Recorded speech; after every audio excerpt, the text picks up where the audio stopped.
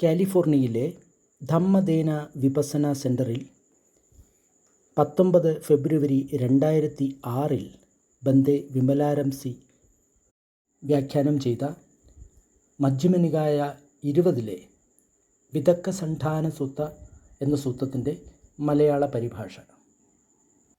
ഇന്ന് ഞാൻ പറയാൻ പോകുന്ന സൂത്രം മജ്ജിമ നികായയിലെ 20ാമത്തെ നമ്പർ സൂത്രമാണ്. വിതക്ക സൂത്ത, അല്ലെങ്കിൽ നമ്മുടെ ശ്രദ്ധയെ വ്യതിചലിപ്പിക്കുന്ന ചിന്തകളെ എങ്ങനെ നീക്കം ചെയ്യാം. ആർക്കെങ്കിലും ശ്രദ്ധയെ വ്യതിചലിപ്പിക്കുന്ന ചിന്തകൾ ഉണ്ടെങ്കിൽ അത് എങ്ങനെ നമുക്ക് മാറ്റാം. ഞാൻ ഇങ്ങനെ കേട്ടു. ഒരു സമയത്ത് ഭഗവാൻ ബുദ്ധൻ ശ്രാവസ്തിയിൽ അനാഥപിണ്ഡകൻ്റെ ജേതവനത്തിൽ താമസിക്കുകയായിരുന്നു. അപ്പോൾ അദ്ദേഹം ഭിക്ഷുക്കളെ അഭിസംബോധന ചെയ്തു. ഭിക്ഷുക്കളെ, അഭിവന്ദ്യനായ ഗുരുവേ എന്ന് അവർ മറുപടി കൊടുത്തു. അപ്പോൾ അദ്ദേഹം ഇങ്ങനെ പറഞ്ഞു: ഒരു ഭിക്ഷു ഉയർന്ന മനസ്സിനെ തേടുന്ന സമയത്ത് അതിനെ പാലിയിൽ അഭിധമ്മം അല്ലെങ്കിൽ ശ്രേഷ്ഠധമ്മം എന്ന് വിളിക്കുന്നു. എന്നാൽ അദ്ദേഹം ഇവിടെ ഉദ്ദേശിക്കുന്നത് ധ്യാനം അല്ലെങ്കിൽ ധ്യാനത്തെയാണ്. സമയാസമയങ്ങളിൽ ആ ഭിക്ഷു 5 നിമിത്തങ്ങൾ അല്ലെങ്കിൽ ചിഹ്നങ്ങളെ ശ്രദ്ധിക്കണം. ഈ 5 എണ്ണം ഏതൊക്കെയാണ്? ഭിക്ഷുക്കളെ, ഒരു ഭിക്ഷു ചില ചിഹ്നങ്ങളെ അല്ലെങ്കിൽ നിമിത്തങ്ങളെ ശ്രദ്ധിക്കുകയാണ്. അപ്പോൾ ആ ചിഹ്നത്തിൻ്റെ കാരണമായി ചീത്തയായ അകുശലമായ ചിന്തകൾ, അതായത് രാഗചിന്തകൾ, ദ്വേഷചിന്തകൾ, മോഹചിന്തകൾ ഉണരുകയാണ് എങ്കിൽ ആ ഭിക്ഷു കുശലമായിട്ടുള്ള അല്ലെങ്കിൽ നല്ല രീതിയിലുള്ള ചിന്തകളെ കണക്റ്റ് ചെയ്തുകൊണ്ടുള്ള മറ്റെന്തെങ്കിലും വിഷയത്തിൽ ആ ഭിക്ഷു ശ്രദ്ധിക്കണം. ഇവിടെ അദ്ദേഹം എന്തിനെ പറ്റിയാണ് സംസാരിക്കുന്നത്? ഇവിടെ അദ്ദേഹം അടിസ്ഥാനപരമായി അഷ്ടാംഗമാർഗത്തെക്കുറിച്ചാണ് സംസാരിക്കുന്നത്. അതായത് സമ്മാ വായാമോ അല്ലെങ്കിൽ ശരിയായിട്ടുള്ള വ്യായാമം അല്ലെങ്കിൽ ശരിയായിട്ടുള്ള പരിശ്രമം.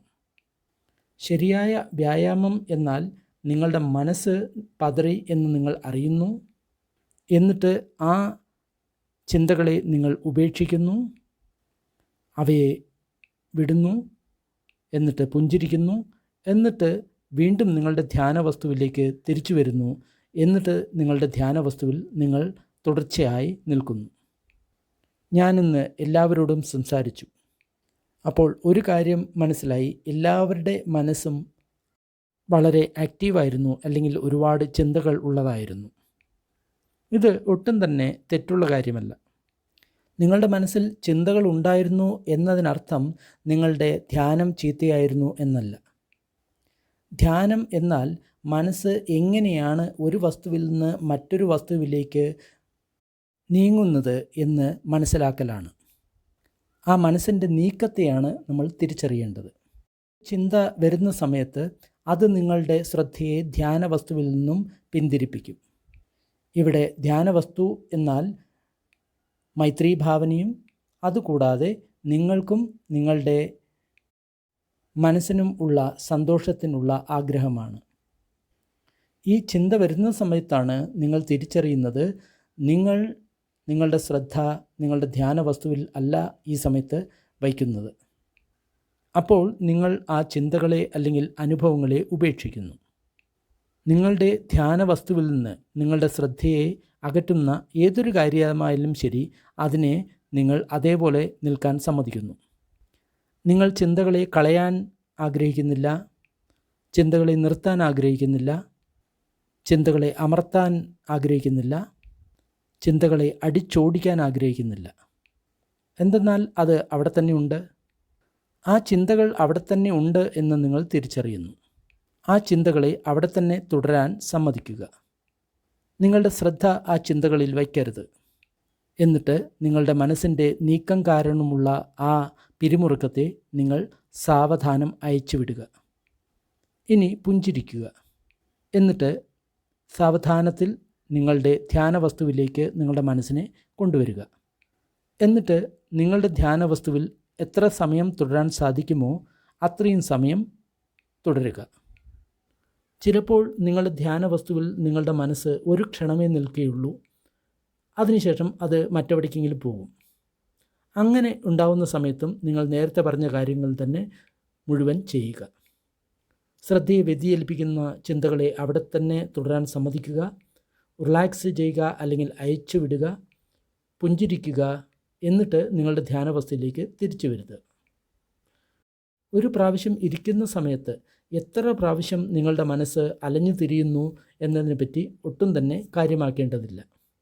നിങ്ങളുടെ മനസ്സ് ചഞ്ചലമാണ്, അതിനർത്ഥം നിങ്ങളുടെ ധ്യാനം മോശമാണ് എന്നുള്ളതല്ല. ചീത്ത ധ്യാനം അല്ലെങ്കിൽ ധ്യാനം ഇല്ല എന്നുള്ളത് നിങ്ങൾ ചിന്തിക്കുകയാണെന്ന് നിങ്ങൾ തിരിച്ചറിഞ്ഞു, എന്നിട്ട് നിങ്ങൾ അതിനെ ശ്രദ്ധിച്ചു. പക്ഷേ നിങ്ങൾ തുടർച്ചയായി അതിനെപ്പറ്റി തന്നെ ചിന്തിച്ചുകൊണ്ടിരിക്കുകയാണ്. അപ്പോൾ നിങ്ങൾ ധ്യാനം തന്നെ ഒട്ടും ചെയ്യുന്നില്ല. മനസ്സിൻ്റെ കഥകളിൽ നിങ്ങൾ കൂടിച്ചേർന്നിരിക്കുകയാണ്. നിങ്ങളുടെ ഇഷ്ടാനിഷ്ടങ്ങളിൽ നിങ്ങൾ മുഴുകിക്കൊണ്ടിരിക്കുകയാണ്. നിങ്ങൾ ആ ചിന്തകളിൽ എത്ര മുഴുകുന്നുവോ അത്ര ബുദ്ധിമുട്ടാണ് നിങ്ങൾക്ക് അതിനെ ഉപേക്ഷിക്കാൻ, അതുകൂടാതെ നിങ്ങൾക്ക് റിലാക്സ് ചെയ്യാൻ, അതുകൂടാതെ നിങ്ങൾക്ക് നിങ്ങളുടെ ധ്യാന വസ്തുവിലേക്ക് തിരിച്ചു വരുവാൻ വളരെ ബുദ്ധിമുട്ടാണ്. നിങ്ങളുടെ ശ്രദ്ധയെ ചലിപ്പിക്കുന്ന ഏതെങ്കിലും ചിന്തകൾ അല്ലെങ്കിൽ അനുഭവങ്ങൾ വരികയാണെങ്കിൽ അത് ഉടൻ തന്നെ നിങ്ങളുടെ ശ്രദ്ധയെ ആകർഷിക്കും. അതിനെ അവിടെ തന്നെ തുടരാൻ സമ്മതിക്കുക. എന്നാൽ അതിന് ഒട്ടും തന്നെ ശ്രദ്ധ കൊടുക്കരുത്. നിങ്ങൾ ചിന്തകളുടെ ഇടയ്ക്കാണെങ്കിൽ കൂടി അതിനെ ഉപേക്ഷിക്കുക. ഓരോ സമയത്തും നിങ്ങളുടെ മനസ്സ് നിങ്ങളുടെ ധ്യാന വസ്തുവിൽ നിന്ന് വ്യതിചലിക്കുകയാണെങ്കിൽ ആ സമയത്ത് നിങ്ങളുടെ മനസ്സിലും ശരീരത്തിലും പിരിമുറുക്കവും സമ്മർദ്ദവും വരുന്നതാണ്. ആ പിരിമുറുക്കത്തെയും സമ്മർദ്ദത്തെയുമാണ് ഭഗവാൻ ബുദ്ധൻ ക്രേവിംഗ് അല്ലെങ്കിൽ ആസക്തി അല്ലെങ്കിൽ രാഗം എന്ന് വിളിച്ചത്. ക്രേവിംഗ് എന്ന് പറഞ്ഞു കഴിഞ്ഞാൽ ഞാൻ അത് ഇഷ്ടപ്പെടുന്നു, ഞാനത് ഇഷ്ടപ്പെടുന്നില്ല എന്നുള്ള മനസ്സിൻ്റെ ചിന്തയാണ്. ആ ക്രേവിങ്ങിനെ നമ്മൾക്ക് തൃഷ്ണ എന്ന് വിളിക്കാം. ആ തൃഷ്ണ കഴിഞ്ഞ ഉടനെ ക്ലിങ്ങിങ് അല്ലെങ്കിൽ ഉപാദാനം ഉണരും. എന്താണ് ഈ ഉപാദാനം? ക്ലിങ്ങിങ് അല്ലെങ്കിൽ ഉപാദാനം എന്നാൽ നിങ്ങളുടെ എല്ലാ തരത്തിലുമുള്ള ഒപ്പീനിയൻസ് അല്ലെങ്കിൽ അഭിപ്രായങ്ങളാണ്. ആ അനുഭവത്തെ നിങ്ങൾ എന്തുകൊണ്ട് ഇഷ്ടപ്പെടുന്നു, എന്തുകൊണ്ട് വെറുക്കുന്നു എന്ന നിങ്ങളുടെ മുഴുവൻ അഭിപ്രായം. അപ്പോൾ നിങ്ങളുടെ പഴയ ഭവസംസ്കാരങ്ങൾ ഉണരുന്നു. അപ്പോൾ നിങ്ങളുടെ ഈ അനുഭവങ്ങളെ ഇതേ രീതിയിൽ പ്രതികരിക്കുന്നു.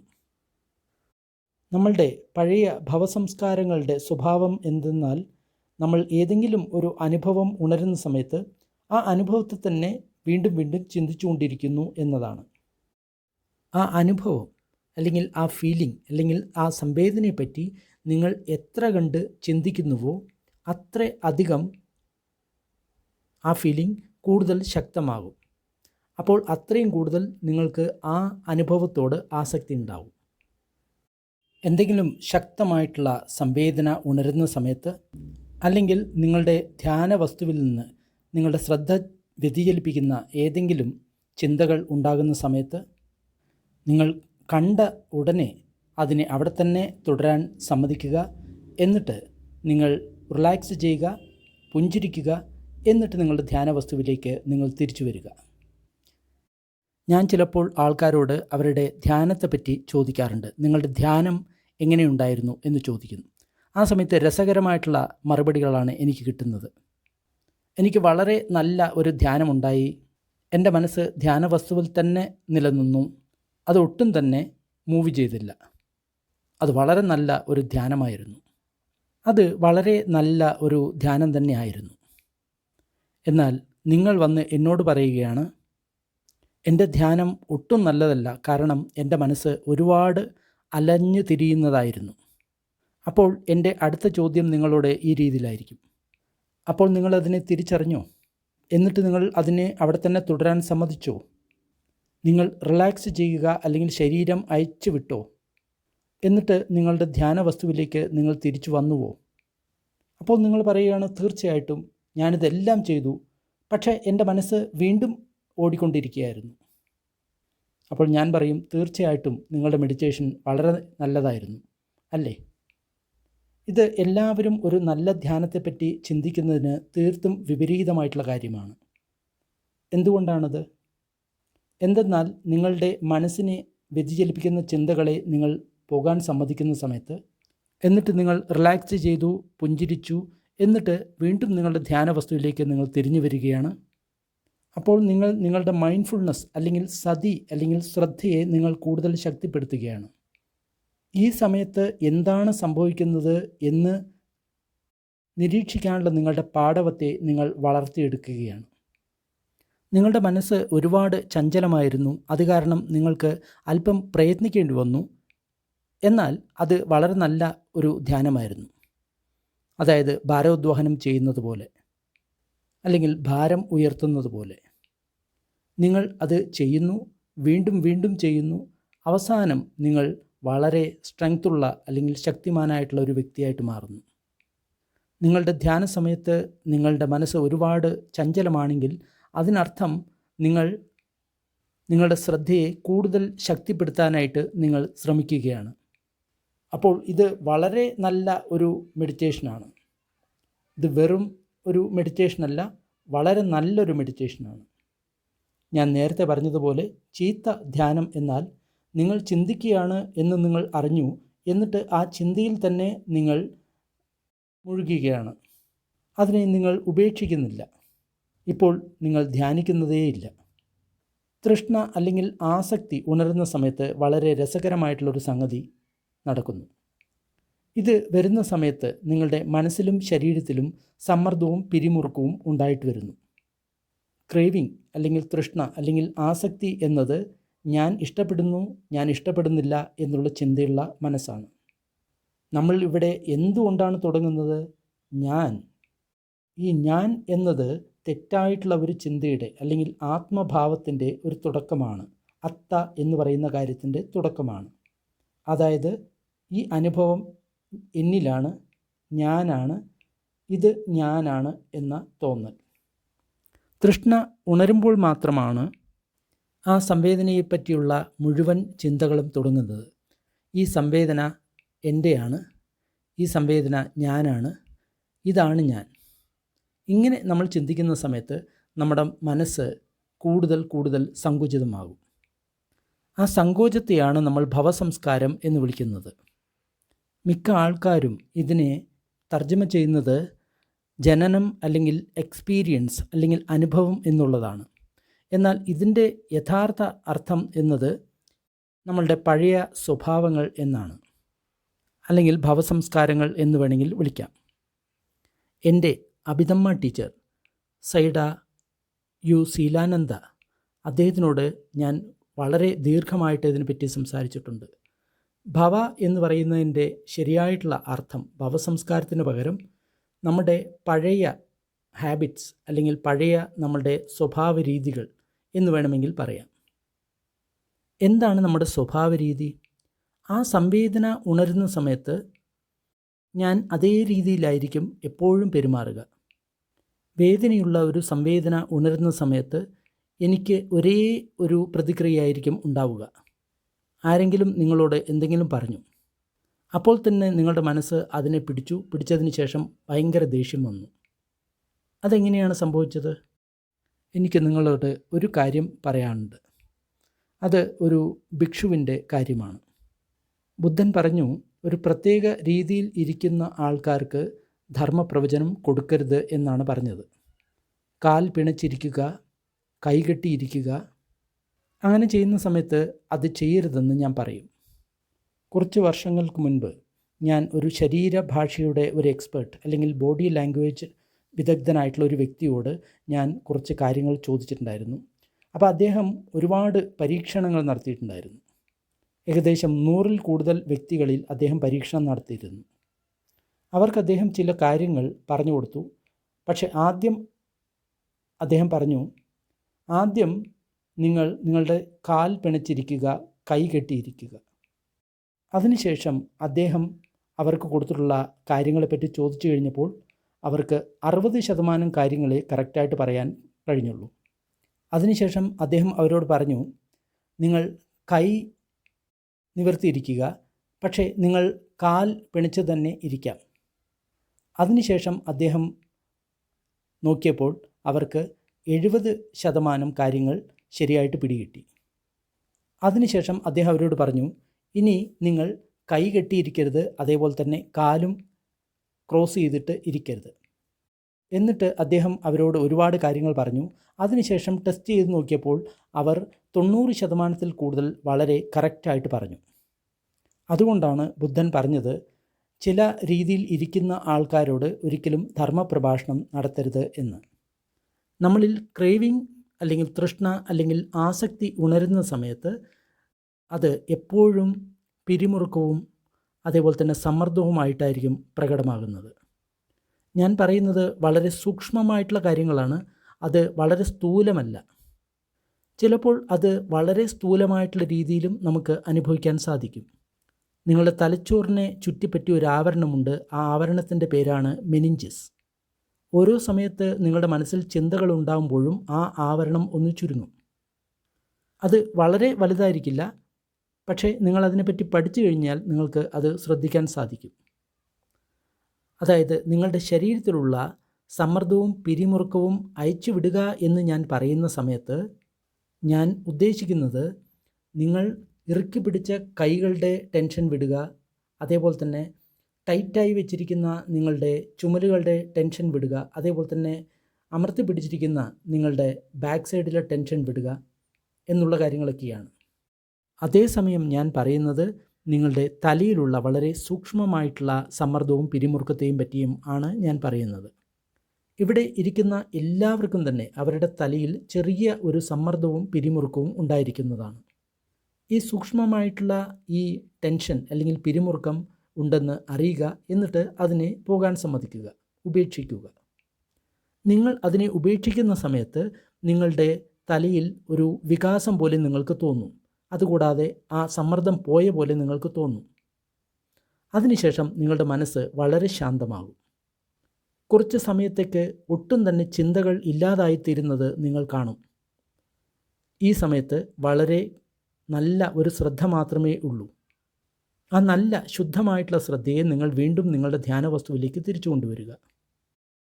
എനിക്കറിയാം, നിങ്ങളിൽ പലരും പല രീതിയിലുള്ള ധ്യാന രീതികൾ പരിശീലിച്ചു വന്നവരാണ്. എന്നാൽ ഞാൻ നിങ്ങൾക്ക് കാണിച്ചു തരാൻ പോകുന്നത് ബുദ്ധൻ്റെ ധ്യാനം, ഈ രീതിയിൽ പഠിപ്പിച്ചിട്ടുള്ള ധ്യാനം എന്തുകൊണ്ടാണ് അകാലികോ അല്ലെങ്കിൽ പെട്ടെന്ന് തന്നെ അതിന് ഫലം ഉള്ളതായിട്ട് തീരുന്നത്, അല്ലെങ്കിൽ ഉടനെ തന്നെ ഫലം തരുന്നത്. നിങ്ങൾ സാധാരണ രീതിയിൽ ധ്യാനം പരിശീലിക്കുന്ന സമയത്ത് നിങ്ങളുടെ മനസ്സ് ധ്യാന വസ്തുവിലായിരിക്കും, എന്നിട്ട് അത് വ്യതിചലിച്ചു പോകും. ഇതിനെ നേരിടാൻ നമ്മളോട് പറയുന്നത് 3-4 കാര്യങ്ങളാണ്. ചിലർ പറയും, ആ ചിന്തകൾ പോകുന്നത് വരെ അതിനെ തന്നെ നിരീക്ഷിച്ചുകൊണ്ടേയിരിക്കുക. ചിലർ പറയും, ആ ചിന്തകളെ ഉടൻ തന്നെ ഉപേക്ഷിക്കുക, എന്നിട്ട് ധ്യാനവസ്തുവിലേക്ക് തിരിച്ചു വരിക. പക്ഷേ അങ്ങനെ ചെയ്യുന്ന സമയത്ത് എന്താണ് സംഭവിക്കുന്നത്? അങ്ങനെ സംഭവിക്കുന്ന സമയത്ത് ആ ആസക്തിയെ അല്ലെങ്കിൽ ആ ക്രേവിങ്ങിനെ വീണ്ടും നിങ്ങൾ തിരിച്ച് നിങ്ങളുടെ ധ്യാന വസ്തുവിലേക്ക് തന്നെയാണ് കൊണ്ടുവരുന്നത്. ആ ക്രേവിങ് അല്ലെങ്കിൽ ആസക്തിയെ നിങ്ങൾ ഉപേക്ഷിക്കുന്നില്ല. അവസാനം നിങ്ങളുടെ ധ്യാനം വളരെ കൂടുതൽ സ്ട്രോങ് ആകുകയും ചെയ്യും, അതുകൂടാതെ വളരെ ആഴത്തിലാകുകയും ചെയ്യും. അപ്പോൾ ഈ തരത്തിലുള്ള വ്യതിചലനങ്ങളെ അല്ലെങ്കിൽ ശ്രദ്ധ വ്യതിചലിക്കുന്ന കാര്യങ്ങളെ അല്ലെങ്കിൽ നീവരണങ്ങളെ അല്ലെങ്കിൽ തടസ്സങ്ങളെ അത് അമർത്തും. അപ്പോൾ ആ നീവരണങ്ങൾ അല്ലെങ്കിൽ തടസ്സങ്ങൾ വെളിയിൽ വരില്ല. എന്നാൽ ഇതിലൊരു പ്രശ്നമുണ്ട്. ഈ തടസ്സങ്ങൾ അല്ലെങ്കിൽ നീവരണങ്ങൾ, അന്യ വിചാരങ്ങൾ, ഇവയിലാണ് നിങ്ങളുടെ മുഴുവൻ ആസക്തിയും ഉള്ളത്. നിങ്ങൾ സമാധി ധ്യാനം അഭ്യസിക്കുന്ന സമയത്ത്, അതായത് നിങ്ങളുടെ മനസ്സ് ഒരു കാര്യത്തിൽ തന്നെ നിർത്തുന്ന സമയത്ത് നിങ്ങൾക്ക് വളരെ ശാന്തിയും സമാധാനവും നിങ്ങൾ അനുഭവിക്കും. എന്തെന്നാൽ നിങ്ങളുടെ മനസ്സ് അതിൽ മുഴുകിയിരിക്കുകയാണ്. എന്നാൽ നിങ്ങൾക്ക് ആ ഏകാഗ്രത നഷ്ടപ്പെടുന്ന സമയത്ത് നിങ്ങളുടെ ആ നീവരണങ്ങൾ അല്ലെങ്കിൽ ആ അന്യവിചാരങ്ങൾ വീണ്ടും വരികയും അത് കൂടുതൽ ശക്തമായി വരികയും ചെയ്യും. എന്നാൽ നിങ്ങൾ അവയെ കാര്യമായിട്ട് ശ്രദ്ധിക്കുന്നില്ല, അറിയുന്നില്ല എന്നതാണ് വാസ്തവം. എന്നാൽ ബുദ്ധൻ പറഞ്ഞു തന്ന അഭ്യാസം ഇപ്രകാരമാണ്. നിങ്ങളുടെ മനസ്സ് നിങ്ങളുടെ ധ്യാന വസ്തുവിൽ നിൽക്കുകയാണ്. അത് ഒന്നു തന്നെയാണ്. നിങ്ങളുടെ മനസ്സ് വ്യതിചലിച്ചുപോയി. അതും നേരത്തെ പറഞ്ഞിട്ടുള്ള ധ്യാനം പോലെ തന്നെയാണ്. നിങ്ങൾ ആ അന്യചിന്തകളെ അല്ലെങ്കിൽ നീവരണങ്ങളെ ഉപേക്ഷിക്കുന്നു. അതും പഴയതുപോലെ തന്നെയാണ്. എന്നാൽ ബുദ്ധൻ പഠിപ്പിച്ചിട്ടുള്ള കാര്യം അല്പം വ്യത്യാസമാണ്. ബുദ്ധൻ പറഞ്ഞു, നിങ്ങളുടെ കായ സംസ്കാരങ്ങളെയും അതേപോലെ തന്നെ മനോസംസ്കാരങ്ങളെയും ശിഥിലമാക്കുക അല്ലെങ്കിൽ അയച്ചു വിടുക. അതായത് നിങ്ങൾ നിങ്ങളുടെ ധ്യാനവസ്തുവിലേക്ക് തിരിച്ചു പോകുന്നതിന് മുൻപായി നിങ്ങളുടെ മനസ്സിനെയും ശരീരത്തിലെയും ആ ഉള്ള സംസ്കാരങ്ങളെ നിങ്ങൾ അയച്ചു വിടുക അല്ലെങ്കിൽ നിങ്ങൾ അതിനെ ട്രാൻക്വിലൈസ് ചെയ്യുക. ഈ കാര്യം അദ്ദേഹം ഇടയ്ക്കിടയ്ക്ക് പറയാറുണ്ട്. അദ്ദേഹം ഇതിനെപ്പറ്റി സതിപഠാന സൂത്ത, മജ്ജിമ നികായ 10ാമത്തെ സൂത്രം, അതിൽ പറയുന്നുണ്ട്. ഇതിനെപ്പറ്റി അദ്ദേഹം മജ്ജിമ നികായ 119ാമത്തെ സൂത്രത്തിൽ പറയുന്നുണ്ട്. അതിനെപ്പറ്റി അദ്ദേഹം ആനാപാന സൂത്രത്തെപ്പറ്റി അതിലും പറയുന്നുണ്ട്.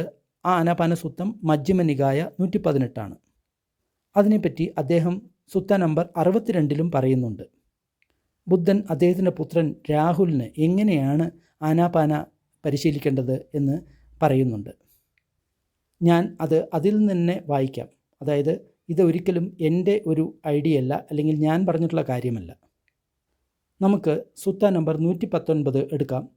ആനാപാനസതി, മജ്ജിമ നികായ 119. ഒരു ഭിക്ഷു വനത്തിൽ അല്ലെങ്കിൽ വൃക്ഷത്തിൻ്റെ മൂലത്തിൽ അല്ലെങ്കിൽ ശൂന്യാകാരത്തിൽ പോയി ഇരിക്കുന്നു, ചമ്മരം പടിഞ്ഞിരിക്കുന്നു, ശരീരത്തെ നേരെയാക്കി വയ്ക്കുന്നു, എന്നിട്ട് മനസ്സിനെ ദൃഢമായി നിർത്തുന്നു. ജാഗ്രത അല്ലെങ്കിൽ ശ്രദ്ധ അല്ലെങ്കിൽ മൈൻഡ്ഫുള്ളോടുകൂടി ആ വ്യക്തി ശ്വാസം ഉള്ളിലേക്ക് എടുക്കുന്നു. ശ്രദ്ധയോടുകൂടിയിട്ട് ആ വ്യക്തി ശ്വാസം പുറത്തേക്ക് പോകുന്നു. ദീർഘമായിട്ടുള്ള ശ്വാസം ഉള്ളിലേക്ക് എടുക്കുന്ന സമയത്ത് ആ വ്യക്തി അറിയുന്നു, ഞാൻ ദീർഘമായിട്ടുള്ള ശ്വാസം ഉള്ളിലേക്ക് എടുക്കുകയാണ്. അതേപോലെ ദീർഘമായിട്ടുള്ള ശ്വാസം പുറത്തേക്ക് പോകുന്ന സമയത്ത് ആ ഭിക്ഷു അറിയുന്നു, ഞാൻ ദീർഘമായിട്ടുള്ള ശ്വാസം പുറത്ത് വിടുന്നു എന്ന്. ഹ്രസ്വമായിട്ടുള്ള ശ്വാസം ഉള്ളിലേക്ക് എടുക്കുന്ന സമയത്ത് അവൻ അറിയുന്നു, ഞാൻ ഹ്രസ്വമായിട്ടുള്ള ശ്വാസം ഉള്ളിലേക്ക് എടുക്കുകയാണ്. ഹ്രസ്വമായിട്ടുള്ള ശ്വാസം പുറത്തു പോകുന്ന സമയത്ത് അവൻ അറിയുന്നു, ഞാൻ ഹ്രസ്വമായിട്ടുള്ള ശ്വാസം പുറത്തു വിടുന്നു എന്ന്. ഇവിടെ എവിടെയെങ്കിലും ഞാൻ മൂക്കിൻ്റെ പാലം, അതേപോലെ തന്നെ മേൽചുണ്ടിന് മുകളിൽ അല്ലെങ്കിൽ വയറ് എന്ന് ഞാൻ പറഞ്ഞിട്ടുണ്ടോ? ഇല്ല. ഈ സൂത്രം പറയുന്നത് നിങ്ങൾ ചെറിയ ശ്വാസം ഉള്ളിലേക്ക് എടുക്കുകയാണെങ്കിൽ അതിനെ നിങ്ങൾ അറിയുക. അതേപോലെ തന്നെ നിങ്ങൾ ദീർഘമായിട്ടുള്ള ഒരു ശ്വാസം എടുക്കുകയാണെങ്കിൽ അതിനെ നിങ്ങൾ അറിയുക. ഇതാണ് ശരിയായിട്ടുള്ള നിർദ്ദേശം. അവൻ അങ്ങനെ പരിശീലിക്കുന്നു. ഇവിടെ പ്രധാനപ്പെട്ട വാക്യമാണ്, അവൻ അങ്ങനെ പരിശീലിക്കുന്നു. ഞാൻ മുഴുവൻ ശരീരത്തെയും അറിഞ്ഞുകൊണ്ട് ശ്വാസം ഉള്ളിലേക്ക് എടുക്കുന്നു. ഇവിടെ ശ്വാസത്തിൻ്റെ ശരീരത്തെ അല്ല ഉദ്ദേശിച്ചത്, നമ്മളുടെ സ്ഥൂലമായിട്ടുള്ള ശരീരം. അവൻ ഇങ്ങനെ പരിശീലിക്കുന്നു. ശരീരത്തെ മുഴുവൻ അനുഭവിച്ചുകൊണ്ട് ഞാൻ ശ്വാസം പുറത്തേക്ക് വിടുന്നു. അവൻ ഇങ്ങനെ പരിശീലിക്കുന്നു. ശരീരത്തെ മുഴുവൻ അയച്ചു വിട്ടുകൊണ്ട് ഞാൻ ശ്വാസം എടുക്കുന്നു. അവൻ ഇങ്ങനെ പരിശീലിക്കുന്നു. ശരീരത്തെ മുഴുവൻ അയച്ചു വിട്ടുകൊണ്ട് ഞാൻ ശ്വാസം പുറത്തേക്ക് വിടുന്നു. അതിൻ്റെ പാലിയിലുള്ള ശ്ലോകം ഇപ്രകാരമാണ്: പസംഭയം കായസംഖാരം അസസിസാമീതി സിഖതി, പസംഭയം കായസംഖാരം പസസിസാമീതി സിഖതി. അതായത് ശ്വാസം ഉള്ളിലേക്ക് എടുക്കുന്ന സമയത്ത് ഞാൻ എൻ്റെ ശരീരത്തെ മുഴുവൻ അയച്ചു വിടുന്നു. അതേപോലെ തന്നെ ശ്വാസം പുറത്തേക്ക് വിടുന്ന സമയത്ത് ഞാൻ എൻ്റെ ശരീരത്തെ മുഴുവൻ അയച്ചു വിടുന്നു. ഇങ്ങനെയാണ് ആനാപാന സതി സൂത്രം പ്രാക്ടീസ് ചെയ്യേണ്ട കാര്യത്തെപ്പറ്റി പറഞ്ഞിരിക്കുന്നത്. ഞാൻ ഇക്കാര്യം ഏഷ്യയിലുള്ള അനേകം ഭിക്ഷുക്കളുമായിട്ടും ചർച്ച ചെയ്തിട്ടുണ്ട്. അതുകൂടാതെ ഇവിടെയും ഞാൻ ഒരുപാട് ആൾക്കാരുമായിട്ടും ചർച്ച ചെയ്തിട്ടുണ്ട്, ഭിക്ഷുക്കളായിട്ട് ചർച്ച ചെയ്തിട്ടുണ്ട്. ഈ സൂത്രം പറയുന്നത്, നിങ്ങൾ ഉള്ളിലേക്ക് ശ്വാസം എടുക്കുന്ന സമയത്ത് നിങ്ങളുടെ ശരീരത്തെ അയച്ചു വിടുക. അതേപോലെ തന്നെ നിങ്ങൾ ശ്വാസം പുറത്തേക്ക് വിടുന്ന സമയത്ത് നിങ്ങളുടെ ശരീരത്തെ മുഴുവൻ അയച്ചു വിടുക. ശ്വാസം എടുക്കുമ്പോഴും പുറത്തു വിടുമ്പോഴും നിങ്ങൾ നിങ്ങളുടെ ശരീരത്തെ പൂർണ്ണമായിട്ടും അയച്ചു വിടുക അല്ലെങ്കിൽ ട്രാങ്കുലൈസ് ചെയ്യുക. നിങ്ങൾ അത് ചെയ്യുന്നുണ്ടോ? നിങ്ങൾ പറയും, ഇല്ല, ഞാൻ ഇങ്ങനെയാണ് പരിശീലിക്കുന്നത്. ശരി, എന്നാൽ ബുദ്ധൻ പറയുന്ന നിർദ്ദേശം വളരെ കൃത്യമായിട്ട് പറയുന്നുണ്ട്. നിങ്ങൾ ശ്വാസം ഉള്ളിലേക്ക് എടുക്കുന്ന സമയത്ത് നിങ്ങൾ ശരീരം അയച്ചു വിടാനും അതേപോലെ തന്നെ ശ്വാസം പുറത്തേക്ക് വിടുന്ന സമയത്ത് നിങ്ങൾ ശരീരത്തെ അയച്ചു വിടാനും. മറ്റൊരു ഭാഷയിൽ പറയുകയാണെങ്കിൽ, നിങ്ങൾ ശ്വാസം എടുക്കുമ്പോൾ നിങ്ങൾ നിങ്ങളുടെ ശ്രദ്ധ ശ്വാസത്തിലല്ല വെക്കേണ്ടത്. നിങ്ങൾ ശ്വാസത്തെ നോക്കുന്നു, എന്നിട്ട് നിങ്ങൾ റിലാക്സ് ചെയ്യുന്നു, അല്ലെങ്കിൽ ശരീരത്തെയും മനസ്സിനെയും അയച്ചുവിടുന്നു. ശ്വാസം അകത്തേക്ക് വരുന്ന സമയത്ത് നിങ്ങൾ ശ്വാസത്തെ കാണുന്നു, എന്നിട്ട് റിലാക്സ് ചെയ്യുന്നു. ശ്വാസം പുറത്തു പോകുന്ന സമയത്ത് നിങ്ങൾ റിലാക്സ് ചെയ്യുന്നു, അല്ലെങ്കിൽ ശരീരം മുഴുവൻ അയച്ചുവിടുന്നു. ശ്വാസം എടുക്കുന്ന സമയത്ത് നിങ്ങൾ റിലാക്സ് ചെയ്യുന്നു. ശ്വാസം പുറത്തു വിടുന്ന സമയത്ത് നിങ്ങൾ റിലാക്സ് ചെയ്യുന്നു. ഈ രാജ്യത്ത് ആനാപാന പഠിപ്പിക്കുന്നത് ഇതിന് തീർത്തും വിപരീത രീതിയിലാണ്. ഇവിടെ പഠിപ്പിക്കുന്നത് നിങ്ങൾ ശ്വസിക്കുന്ന സമയത്ത് ആ വളരെ സൂക്ഷ്മമായിട്ടുള്ള സംവേദനയെ, അതായത് ശ്വാസം നിങ്ങൾ എടുക്കുന്ന സമയത്തും പുറത്തേക്ക് പോകുന്ന സമയത്തും ആ സൂക്ഷ്മമായിട്ടുള്ള ആ ശ്വാസത്തിൻ്റെ സംവേദനയെ ശ്രദ്ധിക്കാനാണ് പറയുന്നത്. എന്നാൽ ഇവിടെ റിലാക്സ് ഒട്ടും തന്നെ നടക്കുന്നില്ല, അല്ലെങ്കിൽ ശരീരം ഒട്ടും തന്നെ അയച്ചുവിടുന്നില്ല. ഞാൻ പലരെയും കണ്ടിട്ടുണ്ട്. അവർ പറയും, ഞാൻ ഇത് പ്രാക്ടീസ് ചെയ്യുന്ന സമയത്ത് എനിക്ക് വളരെ ശാന്തവും സമാധാനവും ഉണ്ടാകുന്നുണ്ട്. നിങ്ങൾ റിലാക്സ് ചെയ്യാതെ നിങ്ങൾ ഇങ്ങനെ അഭ്യസിക്കുന്ന സമയത്ത് നിങ്ങളുടെ മനസ്സ് അതിൽ തന്നെ മുഴുകുകയാണ്. ആ സമയത്ത് യാതൊരുവിധ നീവരണവും അല്ലെങ്കിൽ ഹിൻഡ്രൻസും ഉണരുന്നില്ല. ആ സമയത്ത് വളരെ നല്ല അനുഭവങ്ങൾ നിങ്ങളുടെ മനസ്സിന് ഉണ്ടാവും. കാരണം നിങ്ങളുടെ മൈൻഡ് വളരെ ശ്രദ്ധയോടുകൂടി ഇരിക്കുകയാണ്. പക്ഷെ നിങ്ങൾ ഒരിക്കലും വിപശ്യന അഭ്യസിക്കുന്നില്ല. ഇങ്ങനെ ആനാപാന ചെയ്യുന്ന സമയത്ത് വിപശ്യന ഒട്ടും തന്നെ സംഭവിക്കുന്നില്ല. ആ ശരീരം അയച്ചുവിടുന്നില്ല എങ്കിൽ നിങ്ങൾ ഒരു തരത്തിലുള്ള സമാധിയാണ് നിങ്ങൾ അഭ്യസിക്കുന്നത്. ഇനി നമ്മൾക്ക് മൈത്രി ഭാവത്തിലേക്ക് തിരിച്ചു വരാം. അതാണ് ഞാൻ പഠിപ്പിക്കുന്നത്. ഞാൻ മൈത്രി ഭാവനയിൽ ആണ് വിപശ്യന പഠിപ്പിക്കുന്നത്. എന്തെന്നാൽ ഇവിടെ ആ റിലാക്സ് എന്ന സ്റ്റെപ്പുണ്ട്. ഞാൻ തുടർച്ചയായി ഇതിനെപ്പറ്റിയാണ് സംസാരിക്കുന്നത്. നിങ്ങൾ എന്തെങ്കിലും നീവരണങ്ങൾ അല്ലെങ്കിൽ ശ്രദ്ധ വ്യതിചലിപ്പിക്കുന്ന കാര്യങ്ങൾ കാണുന്ന സമയത്ത് നിങ്ങൾ ഉടൻ തന്നെ റിലാക്സ് ചെയ്യുന്നു. ശരീരത്തിലുണ്ടാകുന്ന പിരിമുറുക്കവും സമ്മർദ്ദവും, അതേപോലെ തന്നെ മനസ്സിലുണ്ടാകുന്നതായാലും ശരി, ശരീരത്തിലെയും മനസ്സിലെയും പിരിമുറുക്കങ്ങളെ നിങ്ങൾ അതേപോലെ തുടരാൻ സമ്മതിക്കുന്നു. എന്നിട്ട് നിങ്ങൾ അയച്ചുവിടുന്നു, റിലാക്സ് ചെയ്യുന്നു. ആനാപാന സതിയിൽ ഭഗവാൻ ബുദ്ധൻ ഇതേ രീതിയിലുള്ള നിർദ്ദേശമാണ് കൊടുത്തിരുന്നത്. ബുദ്ധൻ ബോധിസത്വൻ ആയിരുന്ന സമയത്ത് അദ്ദേഹം ഈ തരത്തിലുള്ള സമാധി അഭ്യാസമായിരുന്നു അദ്ദേഹം പ്രാക്ടീസ് ചെയ്തിരുന്നത്. അതിൽ അദ്ദേഹം വളരെ ആഴത്തിൽ ധ്യാനിച്ചു. എന്നിട്ട് അദ്ദേഹം അദ്ദേഹത്തിൻ്റെ അധ്യാപകനോട് പോയിട്ട് പറഞ്ഞു, ഇതിൽ ഇത്ര മാത്രമേ ഉള്ളൂ?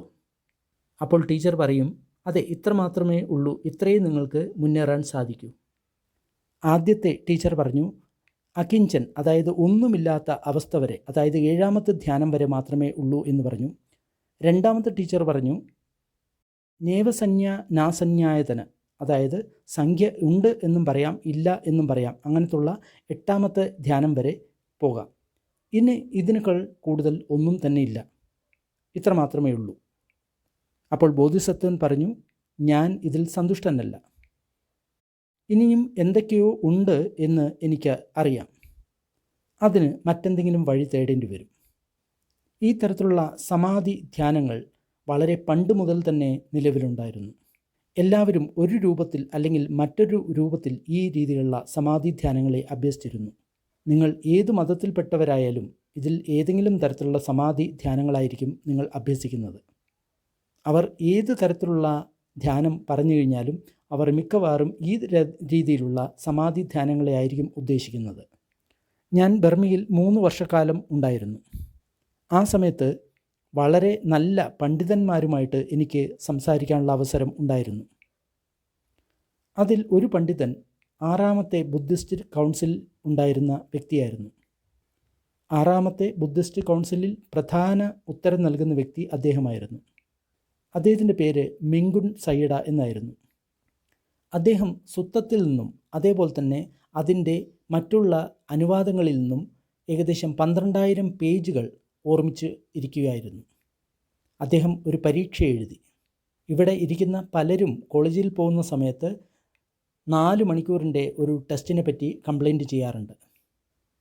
ഇത് വളരെ കഷ്ടമാണ്. എന്നാൽ അദ്ദേഹം ഒരു ടെസ്റ്റ് 10 മണിക്കൂർ വീതമുള്ള ഒരു ടെസ്റ്റ്, അങ്ങനെ 30 ദിവസം തുടർച്ചയായിട്ടുള്ള 10 മണിക്കൂർ വീതമുള്ള ടെസ്റ്റാണ് അദ്ദേഹം എടുത്തിരുന്നത്. അദ്ദേഹം എല്ലാ ടെസ്റ്റിലും 90% കൂടുതൽ മാർക്ക് നേടി വിജയിച്ചു. ഞാൻ പറഞ്ഞതിൻ്റെ അർത്ഥം അദ്ദേഹത്തിന് വളരെ നല്ല ഓർമ്മശക്തി ഉണ്ടായിരുന്നു. അദ്ദേഹത്തിന് സൂത്രങ്ങളെപ്പറ്റി വളരെ വ്യക്തമായിട്ട് അറിയാമായിരുന്നു. ഞാൻ അദ്ദേഹത്തിനോട് പോയി പറഞ്ഞു, ബന്ദേ, സൂത്രത്തിൽ എവിടെയെങ്കിലും ക്ഷണിക സമാധി അല്ലെങ്കിൽ ഉപചാര സമാധി എന്നതിനെപ്പറ്റി എവിടെയെങ്കിലും പറഞ്ഞിട്ടുണ്ടോ? അപ്പോൾ അദ്ദേഹം പറഞ്ഞു, അത് സൂത്രത്തിലില്ല, പക്ഷേ അതിൻ്റെ അനുവാദങ്ങളിൽ ഉണ്ട്, അല്ലെങ്കിൽ വ്യാഖ്യാനങ്ങളിൽ ഉണ്ട്. ഞാൻ അദ്ദേഹത്തോട് പലതരത്തിലുള്ള പല രീതിയിലുള്ള ചോദ്യങ്ങൾ, അതായത് അർപ്പണാസമാധിയെക്കുറിച്ച് പലതരത്തിലുള്ള ചോദ്യങ്ങൾ ഞാൻ അദ്ദേഹത്തോട് ചോദിച്ചു. ഇത് ശരിക്കും ബുദ്ധൻ തന്നെ പഠിപ്പിച്ചതാണോ? അപ്പോൾ അദ്ദേഹം പറഞ്ഞു, അല്ല, ഇത് വേറെയാണ്. എന്തെന്നാൽ ഈ ട്രാങ്കുലൈസിങ് അല്ലെങ്കിൽ ശരീരത്തെ തളർത്തി വിടുക എന്നുള്ള കാര്യം ഇവിടെയുണ്ട്. അപ്പോൾ ഞാൻ അദ്ദേഹത്തോട് ചോദിച്ചു, എങ്കിൽ എന്തുകൊണ്ടാണ് അതിവിടെ പഠിപ്പിക്കാത്തത്? അപ്പോൾ അദ്ദേഹം പറഞ്ഞു, വ്യാഖ്യാനങ്ങൾ അതുമായിട്ട് പൊരുത്തപ്പെടുന്നില്ല, നമ്മൾ വ്യാഖ്യാനങ്ങളും ആയിട്ടാണ് പോകുന്നത്. ഞാൻ അത് കാരണം വ്യാഖ്യാനങ്ങളെ മുഴുവൻ ഉപേക്ഷിച്ചു. എന്നാലും ചിലപ്പോൾ ഞാനത് ഉപയോഗിക്കാറുണ്ട്. എന്തെന്നാൽ വ്യാഖ്യാനങ്ങളിൽ ചിലപ്പോൾ നല്ല പല കാര്യങ്ങളും ഉണ്ടായിരിക്കുന്നതാണ്. എന്നാൽ ഇപ്പോൾ ഞാനത് വ്യാഖ്യാനങ്ങൾ സൂത്രങ്ങളുമായിട്ട് ഞാൻ താരതമ്യം ചെയ്ത് നോക്കും. ഞാൻ സൂത്രങ്ങളിൽ പോകാൻ തുടങ്ങിയപ്പോൾ ബുദ്ധൻ പഠിപ്പിച്ചിട്ടുള്ള മറ്റൊരു രീതിയിലുള്ള ധ്യാനമാണ് കാണാൻ സാധിച്ചത്. ഈ രാജ്യത്ത് ഒരുപാട് ആൾക്കാരുണ്ട്, അവർ നേരെയുള്ള വിപശ്യന ധ്യാനത്തിനാണ് ആഗ്രഹിക്കുന്നത്. നിങ്ങൾ വിപശ്യനയെപ്പറ്റി സൂത്രത്തിൽ നോക്കുമ്പോൾ നിങ്ങൾക്ക് പലതരത്തിലുള്ള വ്യാഖ്യാനങ്ങളാണ് കിട്ടുന്നത്. ഇനി നിങ്ങൾ സമതയെപ്പറ്റി നോക്കുക, അപ്പോഴും നിങ്ങൾക്ക് പലതരത്തിലുള്ള റെഫറൻസസ് ലഭിക്കുന്നു. അപ്പോൾ നിങ്ങൾക്ക് കാണാം, മിക്കയിടത്തും വിപശ്യനയും സമതയും രണ്ടും ഒരുമിച്ച് പറഞ്ഞിരിക്കും. സൂത്രത്തിൽ വിപശ്യനയെപ്പറ്റി ഏകദേശം 100 തവണയെ പറഞ്ഞിരിക്കുകയുള്ളൂ. അത് കൃത്യമായിട്ടുള്ളൊരു നമ്പറല്ല, എന്നാലും ഏകദേശം ഒരു 100 തവണ പറഞ്ഞിരിക്കും വിപശ്യനയെപ്പറ്റി. എന്നാൽ ധ്യാനത്തെപ്പറ്റി അല്ലെങ്കിൽ ധ്യാനത്തെപ്പറ്റി ആയിരക്കണക്കിന് പ്രാവശ്യം പറഞ്ഞിട്ടുണ്ട്. പക്ഷേ ആ സമയത്തെല്ലാം വിപശ്യനയും സമതിയും ഒരുമിച്ച് അവിടെ പറഞ്ഞിരിക്കും. ബുദ്ധൻ എന്താണ് ശരിക്കും പഠിപ്പിച്ചത്? അദ്ദേഹം വിപശ്യന മാത്രമാണോ പഠിപ്പിച്ചത്, അതോ അദ്ദേഹം വിപശ്യനയും സമതിയും ഒരുമിച്ച് പഠിപ്പിച്ചു? മജ്ജിമ നികായിൽ 149 സൂത്രം ഉണ്ട്. അത് എല്ലാറ്റിനെയും വളരെ കൃത്യമായിട്ട് പറയും. അപ്പോൾ നമുക്ക് 149 സൂത്രത്തിലെ 10ാം ഭാഗത്തിലേക്ക് നമുക്ക് പോകാം. അപ്പോൾ പറഞ്ഞിരിക്കുന്നത് ഈ 2 കാര്യങ്ങൾ, അതായത് സമത അതുപോലെ വിപശ്യന, രണ്ടും എപ്പോഴും ഒരുമിച്ച് നിൽക്കുന്നു എന്നാണ്. ഇതിൽ പറയുന്നത് സമതയും വിപശ്യനയും രണ്ടും ഒരുമിച്ച് കൂടിച്ചേർന്നിരിക്കുന്നു, രണ്ടും ഒരുമിച്ചിരിക്കുന്നു. ഇപ്പോൾ ചില രസകരമായിട്ടുള്ള കാര്യങ്ങൾ നിങ്ങൾ ചിന്തിക്കാവുന്നതാണ്. ബുദ്ധൻ പഠിപ്പിച്ചത് നിങ്ങൾക്ക് ഏത് രീതിയിൽ സ്ഥിരമായിട്ടുള്ള ജാഗ്രതയുള്ള ഒരു മനസ്സ് ഉണ്ടാകും എന്നതിനെ പറ്റിയിട്ടാണ്. അങ്ങനെ ഉണ്ടാകുമ്പോഴാണ് കാര്യങ്ങൾ എങ്ങനെ നടക്കുന്നു എന്ന് നിങ്ങൾ അറിയുകയുള്ളൂ. എന്തുകൊണ്ട് എന്ന ചോദ്യത്തെപ്പറ്റി നമ്മൾ ഒരിക്കലും കെയർ ചെയ്യാറില്ല. അത് സൈക്കോളജിസ്റ്റും അതേപോലെ തെറാപ്പിസ്റ്റിനും ഉള്ള വാക്കുകളാണ് എന്തുകൊണ്ട് എന്നുള്ളത്. നമ്മൾക്കറിയേണ്ടത് എങ്ങനെയാണ് ദേഷ്യം ഉണരുന്നത്, ആദ്യം എന്താണ് സംഭവിക്കുന്നത്, അതിനടുത്ത് പിന്നെ എന്താണ് സംഭവിക്കുന്നത്, അതിനടുത്ത് മറ്റെന്താണ് സംഭവിക്കുന്നത്. നിങ്ങൾ ധ്യാനത്തിലിരിക്കുകയായിരിക്കാം, വളരെ ശാന്തമായിരിക്കാം, വളരെ സമാധാനമായിരിക്കാം, പെട്ടെന്നായിരിക്കും ആരെങ്കിലും വാതിൽ ശക്തമായിട്ട് അടിക്കുന്നത്, വലിയൊരു സൗണ്ട് ഉണ്ടാക്കി. അത് എന്തുകൊണ്ട് സംഭവിക്കാം? ഉടൻ തന്നെ നിങ്ങളുടെ മനസ്സ് അവിടെ പോയി, ഞാനതിന് വെറുക്കുന്നു, ഞാൻ അത് നിൽക്കാൻ ആഗ്രഹിക്കുന്നു. അതെന്തുകൊണ്ടാണ് ആ ശബ്ദം വന്നത്? ശരി, ആദ്യം അവിടെ ഒരു ശബ്ദമുണ്ടായിരുന്നു. അതിനുശേഷം നമുക്ക് ഒരു അനുഭവം വന്നു. അത് വേദനാകരമായിട്ടുള്ള ഒരു അനുഭവമായിരുന്നു. അപ്പോൾ നമുക്കതിനോട് ക്രേവിങ് അല്ലെങ്കിൽ ആസക്തി ഉണ്ടായി. എനിക്കതിഷ്ടമല്ല. അപ്പോൾ ടെൻഷൻ വന്നു. അപ്പോൾ അതിനോട് ക്ലിങ്ങിങ് അല്ലെങ്കിൽ ആസക്തി വന്നു. അപ്പോൾ നിങ്ങളുടെ ഭവസംസ്കാരം വന്നു, അല്ലെങ്കിൽ അല്ലെങ്കിൽ നിങ്ങളുടെ എപ്പോഴും ഉള്ള അതേ ഒരു പ്രകടന രീതി വന്നു. ഈ രീതിയിലുള്ള അനുഭവങ്ങൾ വരുന്ന സമയത്ത് ഞാൻ ഈ രീതിയിൽ ഒട്ടും തന്നെ മയമില്ലാതെ പെരുമാറുന്നു. നിങ്ങൾ ആ ശബ്ദത്തിനെതിരായി വീണ്ടും വീണ്ടും പ്രതികരിക്കുകയാണ്. ഇത് ആരുടെ പ്രതികരണമാണ്? ഇത് എൻ്റെയാണ്. എനിക്കിഷ്ടമല്ല. അത് ഇവിടെ ഉണ്ടാകരുത് എന്ന് ഞാൻ ആഗ്രഹിക്കുന്നു. എന്നെ ശല്യപ്പെടുത്തുന്നത് എനിക്കിഷ്ടമല്ല. ഞാൻ. എന്നാൽ യാഥാർത്ഥ്യം മറ്റൊന്നാണ്. ശബ്ദം വരുന്ന സമയത്ത് അതിൽ നല്ലതുമില്ല, ചീത്തയുമില്ല, അല്ലെങ്കിൽ ന്യൂട്രലുമല്ല. എന്നാൽ അത് ഒരു ശബ്ദമാണ്. അതുകൂടാതെ അല്പം ബുദ്ധിമുട്ടും ഉണ്ടാക്കുന്നതാണ്. നിങ്ങളുടെ സതി അല്ലെങ്കിൽ മൈൻഡ്ഫുൾനെസ് വളരെ ഷാർപ്പായിരിക്കുന്ന സമയത്ത് നിങ്ങൾ ആ വേദനയുള്ള അനുഭവം ഉണരുന്നതായിട്ട് കാണും. അപ്പോൾ നിങ്ങൾ ഉടൻ തന്നെ നിങ്ങൾ റിലാക്സ് ചെയ്യും, അല്ലെങ്കിൽ അയച്ചു വിടും. അപ്പോൾ ആ ക്രേവിങ് അല്ലെങ്കിൽ തൃഷ്ണ ഉണരില്ല. അപ്പോൾ ക്ലിങ്ങിങ് അല്ലെങ്കിൽ ഉപാദാനം ഉണരില്ല. അപ്പോൾ നിങ്ങളുടെ ഭവസംസ്കാരം അല്ലെങ്കിൽ ഭവം ഒരിക്കലും വരില്ല, അല്ലെങ്കിൽ ഹാബിച്വൽ ടെൻഡൻസീസ് ഒരിക്കലും വരില്ല. നിങ്ങളുടെ മനസ്സ് വളരെ ജാഗ്രതയുള്ളതാണ്, വളരെ ഉത്സാഹമുള്ളതാണ്. അപ്പോൾ നിങ്ങളുടെ മനസ്സിനെ വീണ്ടും നിങ്ങളുടെ ധ്യാന വസ്തുവിലേക്ക് തിരിച്ചു കൊണ്ടുവരുന്നു. ഇതിന് അല്പം അഭ്യാസം കൂടിയേ തീരൂ. എന്തെന്നാൽ ഇക്കാര്യങ്ങൾക്ക് വളരെ വേഗത്തിലാണ് സംഭവിക്കുന്നത്. അപ്പോൾ അതിനെ തിരിച്ചറിയാൻ അല്പം ബുദ്ധിമുട്ട് ഉണ്ടാകുന്നു. എന്താണ് ശരിക്കും സംഭവിച്ചത്? ആ ശബ്ദം വന്ന ഉടനെ അവിടെ വേദനയുള്ള ഒരു അനുഭവം വന്നു. അപ്പോൾ ഞാൻ അത് ഇഷ്ടപ്പെടുന്നില്ല എന്ന ഒരു അനുഭവം വന്നു. അപ്പോൾ ടെൻഷൻ വന്നു, അതിനെപ്പറ്റിയുള്ള മറ്റ് ചിന്തകൾ വന്നു. അപ്പോൾ നിങ്ങൾ ആ യാഥാർത്ഥ്യത്തോട് യുദ്ധം ചെയ്യാൻ തുടങ്ങി. അത് കാരണം നിങ്ങൾക്ക് വേദനയുണ്ടായി, അത് കാരണം നിങ്ങൾക്ക് ബുദ്ധിമുട്ടുണ്ടായി, അത് കാരണം നിങ്ങൾക്ക് എല്ലാ തരത്തിലുള്ള ഡിസ്റ്റർബൻസും അല്ലെങ്കിൽ ബുദ്ധിമുട്ടുകളും ഉണ്ടായി. ഡിപ്പെൻഡൻറ്റ് ഒറിജിനേഷൻ അല്ലെങ്കിൽ പ്രതിത്യ സമുത്പാദം വളരെ പെട്ടെന്നാണ് ജോലി ചെയ്യുന്നത്. ഓരോ ചിത്തക്ഷണത്തിലും പഠിച്ച സമുത്പാദം ഉണ്ട്. ഞാൻ ഒന്ന് കൈ ഞൊടിക്കുന്ന സമയത്ത് അത് മില്യൺസ് ഓഫ് ടൈംസ് വരികയും പോവുകയും ചെയ്യുന്നു.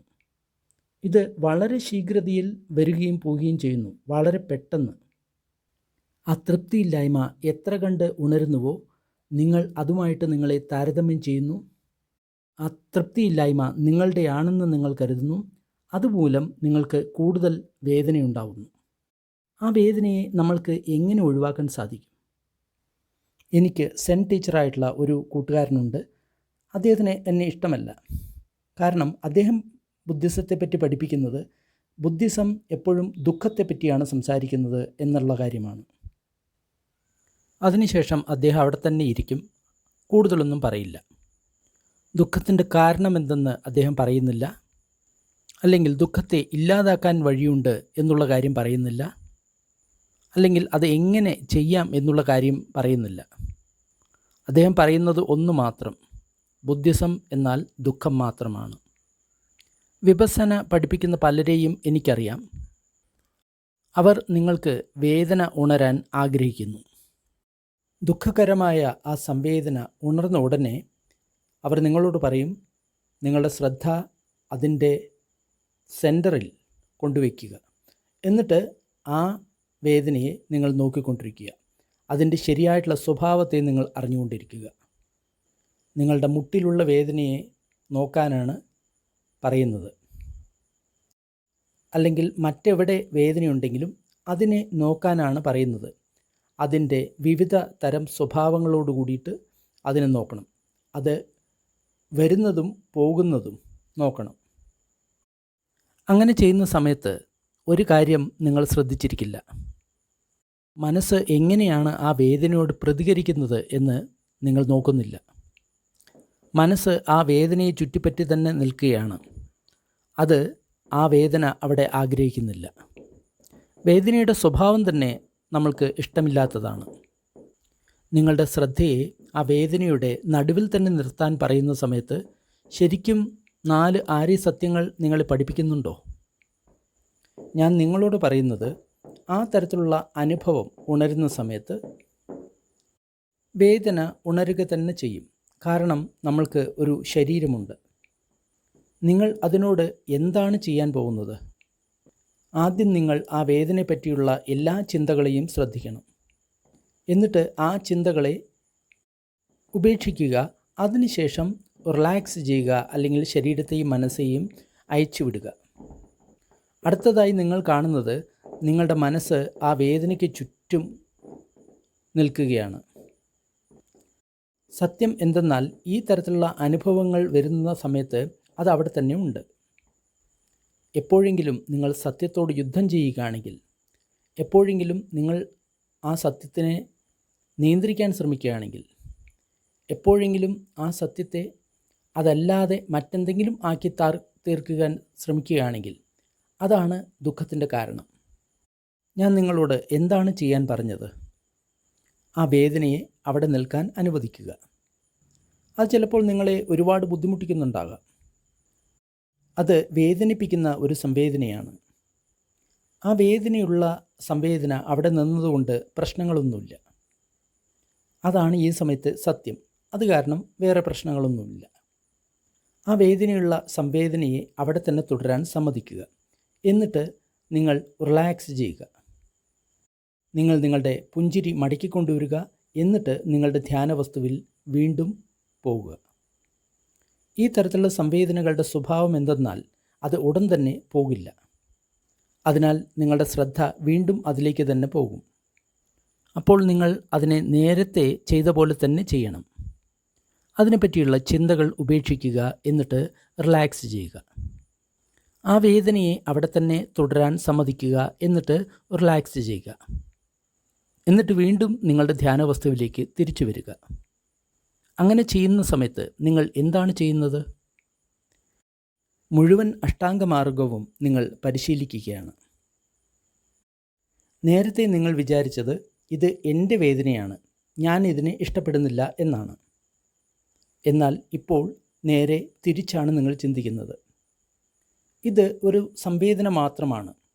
ഇത് ഇവിടെ ഉള്ളതുകൊണ്ട് പ്രശ്നങ്ങളൊന്നുമില്ല. അതവിടെ തന്നെ തുടർന്നോട്ടെ. എന്തെന്നാൽ സത്യം അതാണ്. ആ വേദന അവിടെ തന്നെയുണ്ട്. നിങ്ങൾ നിങ്ങളുടെ വീക്ഷണം മാറ്റി. നേരത്തെ നിങ്ങളുടെ ചിന്ത ഇത് എൻ്റെയാണ്, ഇത് ഞാനാണ് എന്നുള്ളതിൽ നിന്നും ഇപ്പോൾ നിങ്ങൾ ചിന്തിക്കുന്നത് ഇത് അതുമാത്രമാണ് എന്നാണ്. ഓരോ സമയത്ത് നിങ്ങളുടെ വീക്ഷണം നിങ്ങൾ മാറ്റുന്ന സമയത്തും പിരിമുറുക്കവും സമ്മർദ്ദവും കുറഞ്ഞു കുറഞ്ഞു വരുന്നു. ഈ വർത്തമാന സമയത്ത് എന്തു വന്നു കഴിഞ്ഞാലും അതിനെ സ്നേഹത്തോടുകൂടി സ്വീകരിക്കാൻ നിങ്ങൾ പഠിക്കുകയാണ്.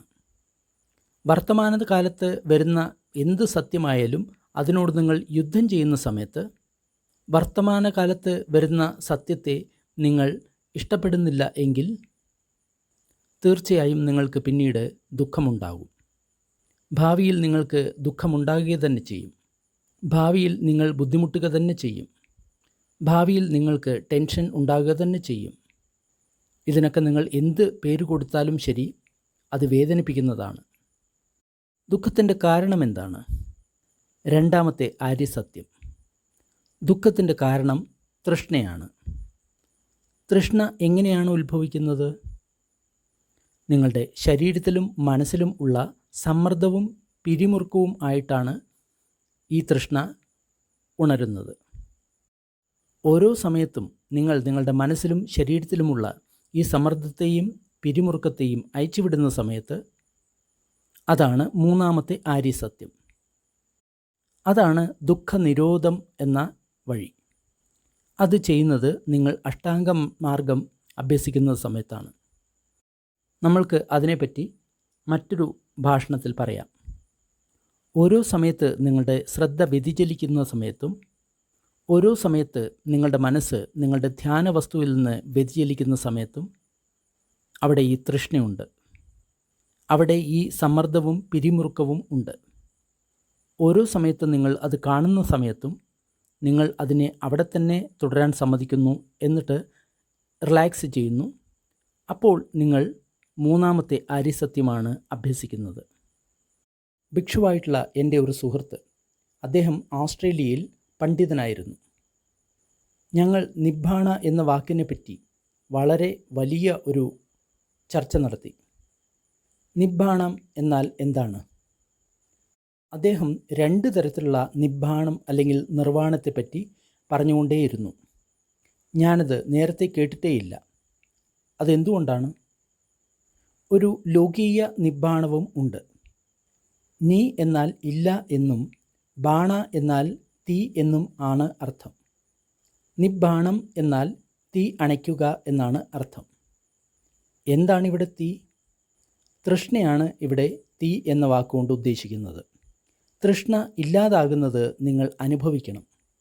അതായത് ആ ടെൻഷനും ടൈറ്റ്നസ്സും അല്ലെങ്കിൽ പിരിമുറുക്കവും സമ്മർദ്ദവും അത് ആയിരക്കണക്കിന് പ്രാവശ്യം, പതിനായിരക്കണക്കിന് പ്രാവശ്യം, വളരെ അധികം പതിനായിരക്കണക്കിന് പ്രാവശ്യം നിങ്ങൾ അനുഭവിച്ചു കഴിഞ്ഞാൽ മാത്രമേ നിങ്ങൾക്ക് ലോകത്തിന് അതീതമായിട്ടുള്ള നിബ്ബാണം നിങ്ങൾക്ക് അനുഭവിക്കാൻ സാധിക്കുകയുള്ളൂ. ഓരോ പ്രാവശ്യവും ഈ ടെൻഷൻ ആൻഡ് ടൈറ്റ്നസ് അല്ലെങ്കിൽ പിരിമുറുക്കവും സമ്മർദ്ദവും നിങ്ങൾ ഉപേക്ഷിക്കുന്ന സമയത്ത് നിങ്ങൾ ഓരോ അടി മുന്നോട്ട് നീങ്ങുകയാണ്. ഓരോ അടി നിങ്ങൾ ലോകോത്തര നിർവ്വാണത്തിലേക്ക് അടുക്കുകയാണ്. ഇക്കാര്യം ഞാൻ വീണ്ടും വീണ്ടും പറയുന്നത് നിങ്ങൾ കേട്ടുകൊണ്ടേയിരിക്കും. ഒരു സംവേദന ഉണരുന്ന സമയത്ത് അതിനെ അവിടെ തന്നെ തുടരാൻ അനുവദിക്കുക, എന്നിട്ട് റിലാക്സ് ചെയ്യുക, പുഞ്ചിരിക്കുക, എന്നിട്ട് നിങ്ങൾ വീണ്ടും നിങ്ങളുടെ ധ്യാന വസ്തുവിലേക്ക് തിരിച്ചു വരിക. വീണ്ടും നമുക്ക് മജ്ജിമ നികായ 20ാമത്തെ സൂത്രത്തിലേക്ക് തിരിച്ചു വരാം. എപ്പോൾ ഒരു വ്യക്തി കുശലമായിട്ടുള്ള അല്ലെങ്കിൽ നല്ലതായിട്ടുള്ള മറ്റൊരു നിമിത്തത്തിലേക്ക് ശ്രദ്ധ കൊടുക്കുന്ന സമയത്ത് മോഹത്തോടോ ലോഭത്തോടോ ദ്വേഷത്തോടോ ചേർന്ന് നിൽക്കുന്ന അകുശലമായിട്ടുള്ള ചിന്തകൾ ആ വ്യക്തിയിൽ ഇല്ലാതാകുന്നു. ആ അകുശല ചിന്തകൾ ഇല്ലാതാകുന്ന സമയത്ത് ആ വ്യക്തിയുടെ മനസ്സ് ഋജുവാകുന്നു, അകത്തും പുറത്തും നേരെയാകുന്നു, ശാന്തമാകുന്നു, സ്ഥിരമാകുന്നു, സമാധിസ്ഥമാകുന്നു. അതെപ്രകാരമെന്നാൽ ഒരു സാമർഥ്യമുള്ള മരപ്പണിക്കാരനോ അല്ലെങ്കിൽ അയാളുടെ കീഴിൽ വർക്ക് ചെയ്യുന്ന ഒരു വ്യക്തിയോ ഒരു മരത്തിൽ നിന്ന് ഏത് രീതിയിൽ അതിൻ്റെ പുറമേയുള്ള ചീളുകൾ ഓരോന്നോരോന്നായി കളഞ്ഞുകൊണ്ട് അതിനെ നല്ല രൂപത്തിൽ കൊണ്ടുവരുന്നു, അതുപോലെ ഒരു ഭിക്ഷുവും കുശലമായിട്ടുള്ള മറ്റെന്തെങ്കിലും ചിഹ്നത്തിൽ അദ്ദേഹത്തിൻ്റെ ആ ശ്രദ്ധ കൊണ്ടുവരുന്ന സമയത്ത് ആ ഭിക്ഷുവിൻ്റെ മനസ്സ് ശാന്തമാകുന്നു, പുറത്തും അകത്തും ശാന്തമാകുന്നു, എന്നിട്ട് സ്ഥിരമാകുന്നു, എന്നിട്ട് സമാധിസ്ഥമാകുന്നു. ഞാൻ ഇന്ന് നിങ്ങളിൽ ചിലരോട് 5R എന്നതിനെക്കുറിച്ച് പറഞ്ഞിരുന്നു. അവ റിലീസ് അല്ലെങ്കിൽ ഉപേക്ഷിക്കുക, റിലാക്സ് അല്ലെങ്കിൽ അയച്ചുവിടുക, റീസ്മൈൽ വീണ്ടും പുഞ്ചിരിക്കുക, റിട്ടേൺ തിരിച്ചു വരിക, റിപ്പീറ്റ് ആവർത്തിക്കുക ഇവയായിരുന്നു. എന്നാൽ ഞാനിപ്പോൾ മറ്റൊന്നുകൂടി കൊണ്ടുവന്നിട്ടുണ്ട്. ഇപ്പോൾ ആകെ 6 എണ്ണമുണ്ട്. ആദ്യം റെക്കഗ്നൈസ് അല്ലെങ്കിൽ തിരിച്ചറിയണം. നിങ്ങളുടെ മനസ്സ് നിങ്ങളുടെ ധ്യാന വസ്തുവിൽ നിന്നും ശ്രദ്ധ വ്യതിചലിച്ചു എന്ന് തിരിച്ചറിയണം. എന്നിട്ട് ആ ചിന്തകളെ ഉപേക്ഷിക്കുക. എന്നിട്ട് റിലാക്സ് ചെയ്യുക, വീണ്ടും പുഞ്ചിരിക്കുക, തിരിച്ചു വരിക, എന്നിട്ട് അത് തന്നെ തുടർന്നുകൊണ്ടേയിരിക്കുക. പുഞ്ചിരി തുടർന്നുകൊണ്ടേയിരിക്കുക. നിങ്ങളുടെ ധ്യാന വസ്തുവിൽ തുടർന്നുകൊണ്ടേയിരിക്കുക. ഇത് ആവർത്തിക്കുക. നിങ്ങളുടെ മനസ്സ് ധ്യാന വസ്തുവിലായിരിക്കുന്ന സമയത്ത് അത് വളരെ ശാന്തവും സമാധാനവും ഉള്ളത് ആയിരിക്കും. അതുകൂടാതെ അത് കുശലകരവും ആണ്. എന്നാൽ അത് കുശലമായിട്ടുള്ള ഒരു വസ്തുവിനോടാണ് നിൽക്കുന്നത്. നിങ്ങളുടെ മനസ്സ് വ്യതിചലിക്കുന്ന സമയത്താണ്, ആ സമയത്താണ് തൃഷ്ണ, അതേപോലെ തന്നെ ആസക്തി, അതേപോലെ തന്നെ ദുഃഖം തുടങ്ങുന്നത്. ആ അന്യചിന്തകളെപ്പറ്റി നിങ്ങൾ എത്ര കണ്ട് ചിന്തിക്കുന്നുവോ അപ്പോഴാണ് ഇത് ഞാനാണ്, ഇത് എൻ്റെയാണ്, ഞാൻ ഇതിനെ നിയന്ത്രിക്കാൻ ആഗ്രഹിക്കുന്നു, ഞാൻ ഇതിനെ ഞാൻ വിചാരിച്ച രീതിയിൽ ആക്കി തീർക്കും, പക്ഷേ അത് ഒരിക്കലും അങ്ങനെ ആകില്ല. അപ്പോൾ നിങ്ങൾക്ക് ദുഃഖം ആരംഭിക്കുന്നു. എന്നാൽ ഞാൻ നിങ്ങളോട് പറയുന്നത് എങ്ങനെയാണ് ഈ അന്യചിന്തകൾ ഉണരുന്നത് എന്നതിനെപ്പറ്റി നിങ്ങൾ ശ്രദ്ധിക്കാനാണ്. ആ ശ്രദ്ധിക്കുന്ന സ്വഭാവമാണ് നിങ്ങൾക്ക് ഉണ്ടാകേണ്ടത്. ഒരു കാര്യം കൂടി, അത് എന്തുകൊണ്ട് ഉണർന്നു എന്നതിനെപ്പറ്റി നമ്മൾ ശ്രദ്ധിക്കുന്നില്ല. വാതിൽ ശബ്ദത്തോടെ അടച്ചു, അതുകൊണ്ട് ശബ്ദമുണ്ടായി. ഇതാര് ശ്രദ്ധിക്കാനാണ്? ഇതൊരു ശബ്ദം മാത്രമാണ്. ഇത് ഒരു ശബ്ദ തരംഗം നമ്മളുടെ ചെവിയിൽ വന്നതാണ്. നിങ്ങളുടെ ചെവിക്ക് കുഴപ്പമൊന്നുമില്ല. ഈ ശബ്ദം നിങ്ങളുടെ ചെവിയിൽ വന്നുപെട്ടു. അപ്പോൾ ശ്രോതവിജ്ഞാനം ഉണരുന്നു. ഈ 3 കാര്യങ്ങളും കൂടിച്ചേരുന്നതിനെയാണ് നമ്മൾ ശ്രോതം സ്പർശിച്ചു എന്ന് പറയുന്നത്. കാതിൽ ശബ്ദം പതിക്കുന്ന സമയത്താണ് കാതിൻ്റെ സംവേദന ഉണരുന്നത്. സംവേദന സുഖകരമായിരിക്കാം, അല്ലെങ്കിൽ അസുഖകരമായിരിക്കാം, അല്ലെങ്കിൽ 108 തരം പലതരത്തിലുള്ള അനുഭവങ്ങളായിരിക്കാം. അതിനെപ്പറ്റി ഈ സമയത്ത് ഞാൻ വിവരിക്കാൻ ആഗ്രഹിക്കുന്നില്ല. അടിസ്ഥാനപരമായി ഇത് 2 തരത്തിൽ ആണ്: സുഖകരം അല്ലെങ്കിൽ ദുഃഖകരം. സംവേദന വരുന്ന സമയത്താണ് ക്രേവിങ് അല്ലെങ്കിൽ തൃഷ്ണ ഉണരുന്നത്. തൃഷ്ണ ഉണരുന്ന സമയത്ത് അത് എപ്പോഴും സമ്മർദ്ദവും പിരിമുറുക്കവും ഉണ്ടാക്കും. അപ്പോഴാണ് ഞാൻ അതിനെ ഇഷ്ടപ്പെടുന്നു, ഞാൻ അതിനെ ഇഷ്ടപ്പെടുന്നില്ല എന്ന മനസ്സ് വരുന്നത്. തൃഷ്ണ കാരണം ക്ലിങ്ങിങ് അല്ലെങ്കിൽ ആസക്തി ഉണരുന്നു. അതാണ് നിങ്ങൾ അതിനെപ്പറ്റിയുള്ള നിങ്ങളുടെ മുഴുവൻ കഥകളും, അതേപോലെ തന്നെ അതിനെപ്പറ്റിയിട്ട് നിങ്ങളുടെ അഭിപ്രായങ്ങളും. ക്ലിങ്ങിങ് അല്ലെങ്കിൽ ആസക്തി വരുന്ന സമയത്താണ് നിങ്ങൾക്ക് ഹാബിച്വൽ ടെൻഡൻസീസ് അല്ലെങ്കിൽ ഭവം എന്ന് പറയുന്ന സംഗതി ഉണ്ടാകുന്നത്. അതായത് ഈ തരത്തിലുള്ള സംഭവം ഉണ്ടാകുമ്പോഴാണ് ഈ തരത്തിലുള്ള അനുഭവങ്ങൾ ഉണരുന്നത്. ഓരോ സമയത്തും ആരെങ്കിലും ഡോർ വലിച്ചടയ്ക്കുന്ന സമയത്ത് നമ്മൾക്ക് അത് ഇഷ്ടപ്പെടുന്നില്ല. അത്തരം കാര്യം സംഭവിക്കുന്ന സമയത്ത് ഞാൻ എപ്പോഴും ഇതേ രീതിയിലാണ് പെരുമാറുന്നത്. അതാണ് ഏറ്റവും കൂടുതൽ ദുഃഖത്തിനുള്ള കാരണം. ആരെങ്കിലും വാതിൽ ഒരുപാട് ശബ്ദത്തിൽ അടിക്കുന്നത് എനിക്കിഷ്ടപ്പെടുന്നില്ല. ആ ശബ്ദം എനിക്കിഷ്ടപ്പെടുന്നില്ല. ആ ശബ്ദത്തെ നിർത്താൻ ഞാൻ ആഗ്രഹിക്കുന്നു, പക്ഷേ അത് സംഭവിക്കുന്നില്ല. അതുകൊണ്ട് ഞാൻ ദുഃഖിതനാവുന്നു. എന്നാൽ ശബ്ദം മാത്രമാണ്. അത് നല്ലതുമല്ല, ചീത്തയുമില്ല. അത് ഒരു ശബ്ദം മാത്രമാണ്.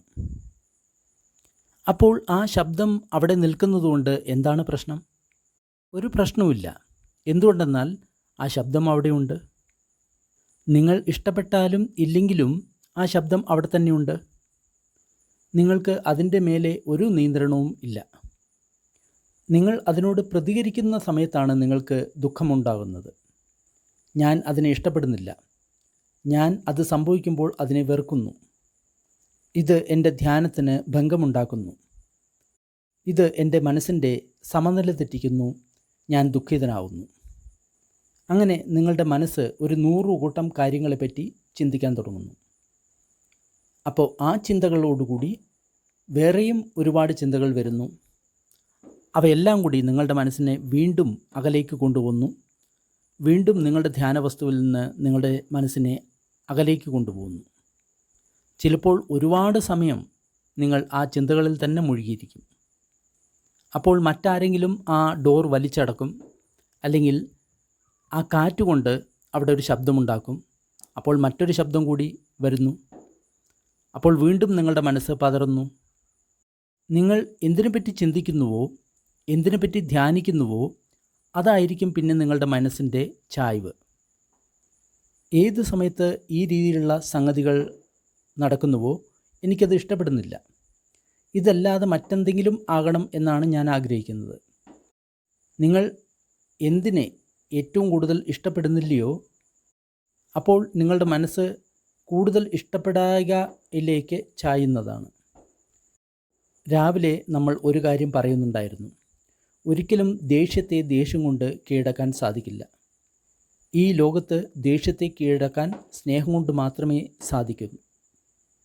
ഞാൻ അതിനെ കുറച്ച് മാറ്റാൻ ആഗ്രഹിക്കുന്നു. എന്തെന്നാൽ ദ്വേഷം എന്നുള്ളത് ഒരു വല്ലാത്ത കടുത്ത ശബ്ദമാണ്. ഇഷ്ടമില്ലായ്മയെ ഒരിക്കലും ഇഷ്ടമില്ലായ്മ കൊണ്ട് കീഴടക്കാൻ പറ്റില്ല എന്ന് പറഞ്ഞു കഴിഞ്ഞാൽ എന്താവും? ഇഷ്ടമില്ലായ്മയെ എപ്പോഴും സ്നേഹത്തോടുകൂടി സ്വീകരിച്ചു കഴിഞ്ഞാൽ മാത്രമേ അതിനെ കീഴടക്കാൻ സാധിക്കുകയുള്ളൂ. ഇതെങ്ങനെയുണ്ട്? നിങ്ങളെപ്പോഴും ഇതേപോലെ തന്നെയാണ് ചെയ്യുന്നത്. നമ്മളുടെ ബന്ധുക്കളുമായിട്ട് സംസാരിക്കുന്ന സമയത്ത് പല പ്രാവശ്യം ഈ രീതിയിൽ പറയാറുണ്ട്: നിങ്ങൾ എപ്പോഴും ഇതുപോലെ തന്നെയാണ്. അല്ല, ഒരിക്കലും അല്ല. നിങ്ങൾ അങ്ങനെയല്ല. എന്തെന്നാൽ നിങ്ങൾ അതിനെപ്പറ്റി വീണ്ടും വീണ്ടും ചിന്തിക്കുന്നു. അതുകൊണ്ട് നിങ്ങളുടെ മനസ്സ് അതിലേക്ക് ചായുന്നു. അത് കാരണം നിങ്ങൾക്ക് കൂടുതൽ ദുഃഖമുണ്ടാവുന്നു. ഈ സ്വഭാവരീതിയെ എങ്ങനെ മറികടക്കാൻ സാധിക്കും? എന്തെങ്കിലും ഉണരുന്ന സമയത്ത് നിങ്ങൾ അപ്പോൾ തന്നെ അതിനെ അറിയാൻ ശ്രമിക്കണം. സ്പർശം ഉണ്ടാകുന്ന സമയത്ത് തന്നെ വേദന ഉണരുന്നു. അപ്പോൾ തന്നെ നിങ്ങൾ അവിടെ റിലാക്സ് ചെയ്യണം. ആ തൃഷ്ണയെ അവിടെ തന്നെ നിങ്ങൾ റിലാക്സ് ചെയ്യുകയാണെങ്കിൽ നിങ്ങൾക്ക് ആസക്തി ഉണ്ടാവില്ല. അപ്പോൾ നിങ്ങൾക്ക് വീണ്ടും അതേപോലെയുള്ള സ്വഭാവവിശേഷം ഉണ്ടാകില്ല. നിങ്ങളുടെ മനസ്സ് വളരെ ജാഗരൂകമാണ്. നിങ്ങളുടെ മനസ്സ് എന്തൊന്ന് ഉണരുന്നുവോ അതിനെ അറിയാൻ സക്ഷമമാണ്. നിങ്ങൾക്ക് ഒരു നല്ല സമത കൈവന്നു കഴിഞ്ഞു. അതിനു വേണ്ടിയിട്ടാണ് ഈ സാധന. ഈ സാധനയുടെ ഉദ്ദേശവും അതുതന്നെയാണ്. നിങ്ങളുടെ ശ്രദ്ധയ്ക്ക് മൂർച്ച കൂട്ടുകയാണ്. അപ്പോഴാണ് നിങ്ങൾക്ക് ഈ ചെറിയ സൂക്ഷ്മമായിട്ടുള്ള കാര്യങ്ങൾ വീക്ഷിക്കാൻ കഴിയുന്നത്. എങ്ങനെ? അതാണ് ബുദ്ധൻ ചോദിക്കുന്ന ചോദ്യം. എന്തുകൊണ്ടാണ് കാര്യങ്ങൾ സംഭവിക്കുന്നത് എന്നതിന് ലക്ഷക്കണക്കിന് അഭിപ്രായങ്ങൾ ഉണ്ടായിരിക്കും. എനിക്ക് ഈ ശബ്ദം ഇഷ്ടമല്ല. ഞാൻ ചെറുതായിരിക്കുന്ന സമയത്ത്, ഞാൻ കുട്ടിയായിരുന്ന സമയത്ത് ആരോ ഇതേപോലെ തന്നെ ഒരു വലിയ ഒരു ശബ്ദമുണ്ടാക്കി. അത് എന്നെ ഒരുപാട് ഭയപ്പെടുത്തി. അതിനുശേഷം ഈ തരത്തിലുള്ള ശബ്ദം എനിക്ക് ഒട്ടും തന്നെ ഇഷ്ടമല്ല. എന്തുകൊണ്ട് എന്നതല്ല ചോദ്യം. ഇതെങ്ങനെയാണ് ഉണർന്നത്?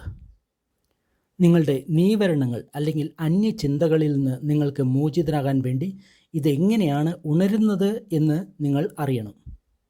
ഇരിക്കപ്പുറതിയില്ലായ്മ ഒരു നീവരണമാണ്. അതിനോട് നിങ്ങൾ ചങ്ങാത്തം സ്ഥാപിക്കുന്നത് നല്ലതാണ്. എന്തെന്നാൽ ഇത് നിങ്ങൾ അർഹന്തനാകുന്നവരെ നിങ്ങളുടെ കൂടെ ഉണ്ടാവും. എന്താണ് ഈ ഇരിക്കപ്പുറതിയില്ലായ്മ? ഇരിക്കപ്പുറതിയില്ലായ്മ ആദ്യം വേദനയുള്ള ഒരു അനുഭവമാണ്.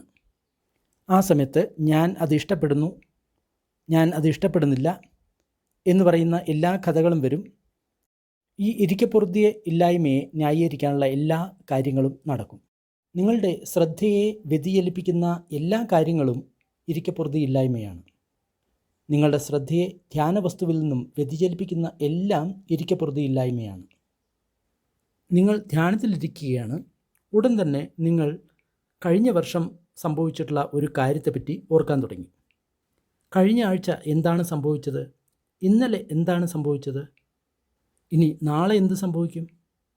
ഇങ്ങനെ അന്യചിന്തകൾ പലതരം ഉള്ളതായിരിക്കാം. നിങ്ങളുടെ മനസ്സ് ധ്യാനവസ്തുവിൽ ഇല്ല എന്ന് അറിഞ്ഞ ഉടനെ ആ അന്യചിന്തകളെ പോകാൻ സമ്മതിക്കുക. അതിനുശേഷം ശരീരവും മനസ്സും അയച്ചു വിടുക, പുഞ്ചിരിക്കുക. എന്നിട്ട് നിങ്ങളുടെ ധ്യാനവസ്തുവിലേക്ക് മടങ്ങി വരിക. ഈ തരത്തിലുള്ള അന്യചിന്തകൾ പെട്ടെന്നൊന്നും പോകുന്നതല്ല. നിങ്ങളുടെ മനസ്സ് വീണ്ടും ഈ അന്യചിന്തകളിൽ പെടുന്നതാണ്. എന്തുകൊണ്ടാണ് അങ്ങനെ സംഭവിച്ചത്? നിങ്ങൾ വളരെ ശാന്തമായി സമചിത്തതയോടുകൂടി നിങ്ങളുടെ ധ്യാനവസ്തുവിലായിരുന്നു. എങ്ങനെയാണ് നിങ്ങളുടെ മനസ്സ് ആ ധ്യാനവസ്തുവിൽ നിന്നും അന്യചിന്തകളിലേക്ക് പോയത്? ഇതറിയാൻ വേണ്ടി നിങ്ങൾ അല്പം താല്പര്യം കാണിക്കണം. അതെങ്ങനെയാണ് സംഭവിച്ചത്? മനസ്സ് എങ്ങനെയാണ് വ്യതിചലിക്കുന്നത് എന്നതിനെപ്പറ്റി അറിയാൻ വേണ്ടി നിങ്ങൾ എത്ര കണ്ട് താല്പര്യം എടുക്കുന്നുവോ അപ്പോൾ ആ പ്രക്രിയ നിങ്ങൾ കൂടുതൽ അറിയാൻ തുടങ്ങും. എന്തെന്നാൽ അത് ഒരു സത്യമായിട്ടുള്ളൊരു പ്രക്രിയയാണ്. പലരും അസ്വസ്ഥത, അതേപോലെ തന്നെ വണ്ടി, അതേപോലെ തന്നെ വേദന എന്നുള്ള വാക്കുകളെപ്പറ്റി സംസാരിക്കും. പക്ഷേ ഈ വാക്കുകൾ എല്ലാം ഒരു സാമാന്യ സങ്കല്പം മാത്രമാണ്. ഉദാഹരണമായി, കാറ് എന്നത് ഒരു സാമാന്യ സങ്കല്പം അല്ലെങ്കിൽ കൺസെപ്റ്റാണ്. വെളിയിൽ പോയതിന് ശേഷം നിങ്ങളുടെ കാർ എനിക്ക് കാണിച്ചു തരിക. ആ കാർ എന്നത് ചക്രമാണോ, അതിൻ്റെ ഹെഡ്ലൈറ്റാണോ, അതിൻ്റെ സ്റ്റിയറിംഗ് ആണോ, അതിൻ്റെ വീലാണോ, അതോ അതിൻ്റെ മോട്ടറാണോ? നിങ്ങൾക്ക് ഇനിയും ഒരുപാട് കാര്യങ്ങൾ ചോദിക്കാവുന്നതാണ്. ഈ കാർ എന്നത് ഒരുപാട് ചെറിയ പാർട്സുകൾ കൂടിച്ചേർന്നിട്ടുള്ള ഒരു സംഭവമാണ്. ഇതുപോലെ തന്നെയാണ് വേദനയും. വേദന എന്നാൽ എന്താണ്? അത് ചൂടാണോ, അതോ അസ്വസ്ഥതയാണോ, അതോ ഉത്കണ്ഠയാണോ, അതോ ഇഷ്ടമില്ലായ്മയാണോ, അല്ലെങ്കിൽ പ്രകമ്പനമാണോ? ഇവയെല്ലാം കൂടിച്ചേർന്നത് ആകാവുന്നതാണ്. എന്നാൽ വേദനിക്കുന്ന സമയത്ത് അത് എൻ്റെ വേദനയായി മാറുന്നു. അപ്പോൾ ആ വേദനയെ നിങ്ങൾക്ക് വിഭജിച്ച് നോക്കാൻ കഴിയുമെങ്കിൽ അപ്പോൾ നിങ്ങൾക്ക് പറയാൻ കഴിയും, ഇത് ചൂടാണ്, ഇവിടെ അല്പം വൈബ്രേഷനുണ്ട്, ഇവിടെ എനിക്കതിനെപ്പറ്റി ഇഷ്ടമില്ലായ്മയുണ്ട്. എന്നിട്ട് ഈ അനുഭവം വരുന്ന സമയത്ത് ഈ എല്ലാ കാര്യങ്ങളും അതിൽ അടങ്ങിയിട്ടുണ്ട്. അപ്പോൾ നിങ്ങൾ അത് നിങ്ങളുടെ അല്ല എന്ന് കാണാൻ തുടങ്ങും. ഇത് ആ വേദന ഉണരുന്ന ഒരു പ്രക്രിയ മാത്രമാണ്. ഇത് എല്ലായ്പ്പോഴും ഇതേപോലെ തന്നെയാണ് സംഭവിക്കുന്നത്. അതെങ്ങനെയാണ് സംഭവിച്ചത് എന്ന് എന്നോട് പറയുക. ഉദാഹരണമായി, നിങ്ങൾക്ക് റെസ്റ്റ്ലെസ്നെസ് അല്ലെങ്കിൽ ഇരിക്കപ്പുറതിയില്ലായ്മ അല്ലെങ്കിൽ അസ്വസ്ഥത വന്നു. ആദ്യം എന്താണ് സംഭവിച്ചത്? അതിനുശേഷം എന്താണ് സംഭവിച്ചത്? വീണ്ടും അതിനുശേഷം മറ്റെന്താണ് സംഭവിച്ചത്? നിങ്ങളുടെ മനസ്സ് എങ്ങനെയാണ് വ്യതിചലിക്കുന്നത് എന്നതിനെപ്പറ്റി നിങ്ങൾക്ക് മനസ്സിലാകുന്ന സമയത്ത് അതിനെ നിങ്ങൾക്ക് അല്പം വേഗത്തിൽ നിങ്ങൾക്ക് ഉപേക്ഷിക്കാൻ സാധിക്കും. എന്തെന്നാൽ നിങ്ങൾ ഈ പ്രക്രിയയെ മനസ്സിലാക്കാൻ തുടങ്ങി. ഇത് ഞാനല്ല, ഇത് എൻ്റെ അസ്വസ്ഥതയല്ല, ഇത് എൻ്റെ ചിന്തകളല്ല, ഇത് ഈ ചെറിയ ചെറിയ കാര്യങ്ങൾ എല്ലാം കൂടി ഒരുമിച്ച് കൂടിച്ചേർന്നപ്പോൾ ഒരു സാമാന്യ സങ്കല്പം അല്ലെങ്കിൽ കൺസെപ്റ്റ് ആയി മാറിയതാണ്. നിങ്ങൾ ആ കൺസെപ്റ്റിനെ അല്ലെങ്കിൽ സാമാന്യ സങ്കല്പത്തെ നിങ്ങൾ ഒരു വശത്താക്കി വയ്ക്കുന്നു. അപ്പോൾ നിങ്ങൾ ഈ ചെറിയ ചെറിയ കാര്യങ്ങൾ എല്ലാം ഉണരുന്ന സമയത്ത് നിങ്ങൾ കാണാൻ തുടങ്ങുന്നു. അത് എങ്ങനെയാണ് ഉണരുന്നതെന്ന് നിങ്ങൾ കുറച്ചുകൂടി പരിചയപ്പെടുന്ന സമയത്ത് അവയെ പെട്ടെന്ന് നിങ്ങൾക്ക് ഉപേക്ഷിക്കാൻ സാധിക്കും. കുറച്ചുകൂടി എളുപ്പത്തിൽ നിങ്ങൾക്ക് ഉപേക്ഷിക്കാൻ സാധിക്കും. ആ പ്രക്രിയയാണ് നമ്മൾ ഡിപ്പെൻഡൻറ്റ് ഒറിജിനേഷൻ അല്ലെങ്കിൽ പ്രതിത്യ സമുത്പാദം എന്ന് പറയുന്നത്. ഈ രാജ്യത്ത് ഡിപ്പെൻഡൻറ്റ് ഒറിജിനേഷൻ അല്ലെങ്കിൽ പഠിച്ച സമുത്പാദത്തെപ്പറ്റി അധികം ആരും സംസാരിക്കില്ല അല്ലെങ്കിൽ പഠിപ്പിക്കില്ല. എന്തെന്നാൽ സത്യസന്ധമായി പറഞ്ഞു കഴിഞ്ഞാൽ കൂടുതൽ ആൾക്കാർക്കും ഇത് എങ്ങനെയാണ് സംഭവിക്കുന്നത് എന്ന് അറിയില്ല. ഞാനിതിനെപ്പറ്റി പിന്നീട് കുറച്ചുകൂടി വിശദമായി പറഞ്ഞുതരാം. ഡിപ്പെൻഡൻറ്റ് ഒറിജിനേഷൻ അല്ലെങ്കിൽ പഠിച്ച സമുത്പാദത്തിൽ ചിലപ്പോൾ നിങ്ങൾക്ക് 5 കണ്ണികൾ കാണാൻ സാധിക്കും, ചിലപ്പോൾ 7 ചങ്ങല കണ്ണികൾ കാണാൻ സാധിക്കും, ചിലപ്പോൾ 9 എണ്ണം, ചിലപ്പോൾ 11 എണ്ണം നിങ്ങൾക്ക് കാണാൻ സാധിക്കും. ഇതെല്ലാം ആ സമയത്ത് നിങ്ങളുടെ മനസ്സ് എത്ര ജാഗ്രതയുള്ളതാണ്, ആ സമയം എന്തായിരുന്നു, ആ സിറ്റുവേഷൻ എന്തായിരുന്നു എന്നതിനെല്ലാം ആസ്പദമാക്കിയിരിക്കും. ഈ രാജ്യത്ത് ഒരു വലിയ കാര്യമാണ് ഇപ്പോൾ നടന്നുകൊണ്ടിരിക്കുന്നത്. എല്ലാവരും അനിച്ഛ, ദുഃഖ, അനത്ത, അതായത് അനിത്യം, ദുഃഖം, അനാത്മം, ഇതിനെ പറ്റിയിട്ടാണ് എല്ലാവരും സംസാരിക്കുന്നത്. ഇതിൻ്റെ പ്രാധാന്യത്തെ പറ്റിയാണ് എല്ലാവരും സംസാരിക്കുന്നത്. വിനയ് വിടിഗിലെ ഒരു പുസ്തകമുണ്ട്, അതിൻ്റെ പേരാണ് മഹാവഗ്ഗം. അപ്പോൾ ആൾക്കാർ പറയും അത് ഡിസിപ്ലിൻ, അതിനെ പറ്റിയിട്ടാണ്, അച്ചടക്കത്തെ പറ്റിയാണ്, ഭിക്ഷുക്കൾക്കുള്ള നിയമത്തെ പറ്റിയാണ്.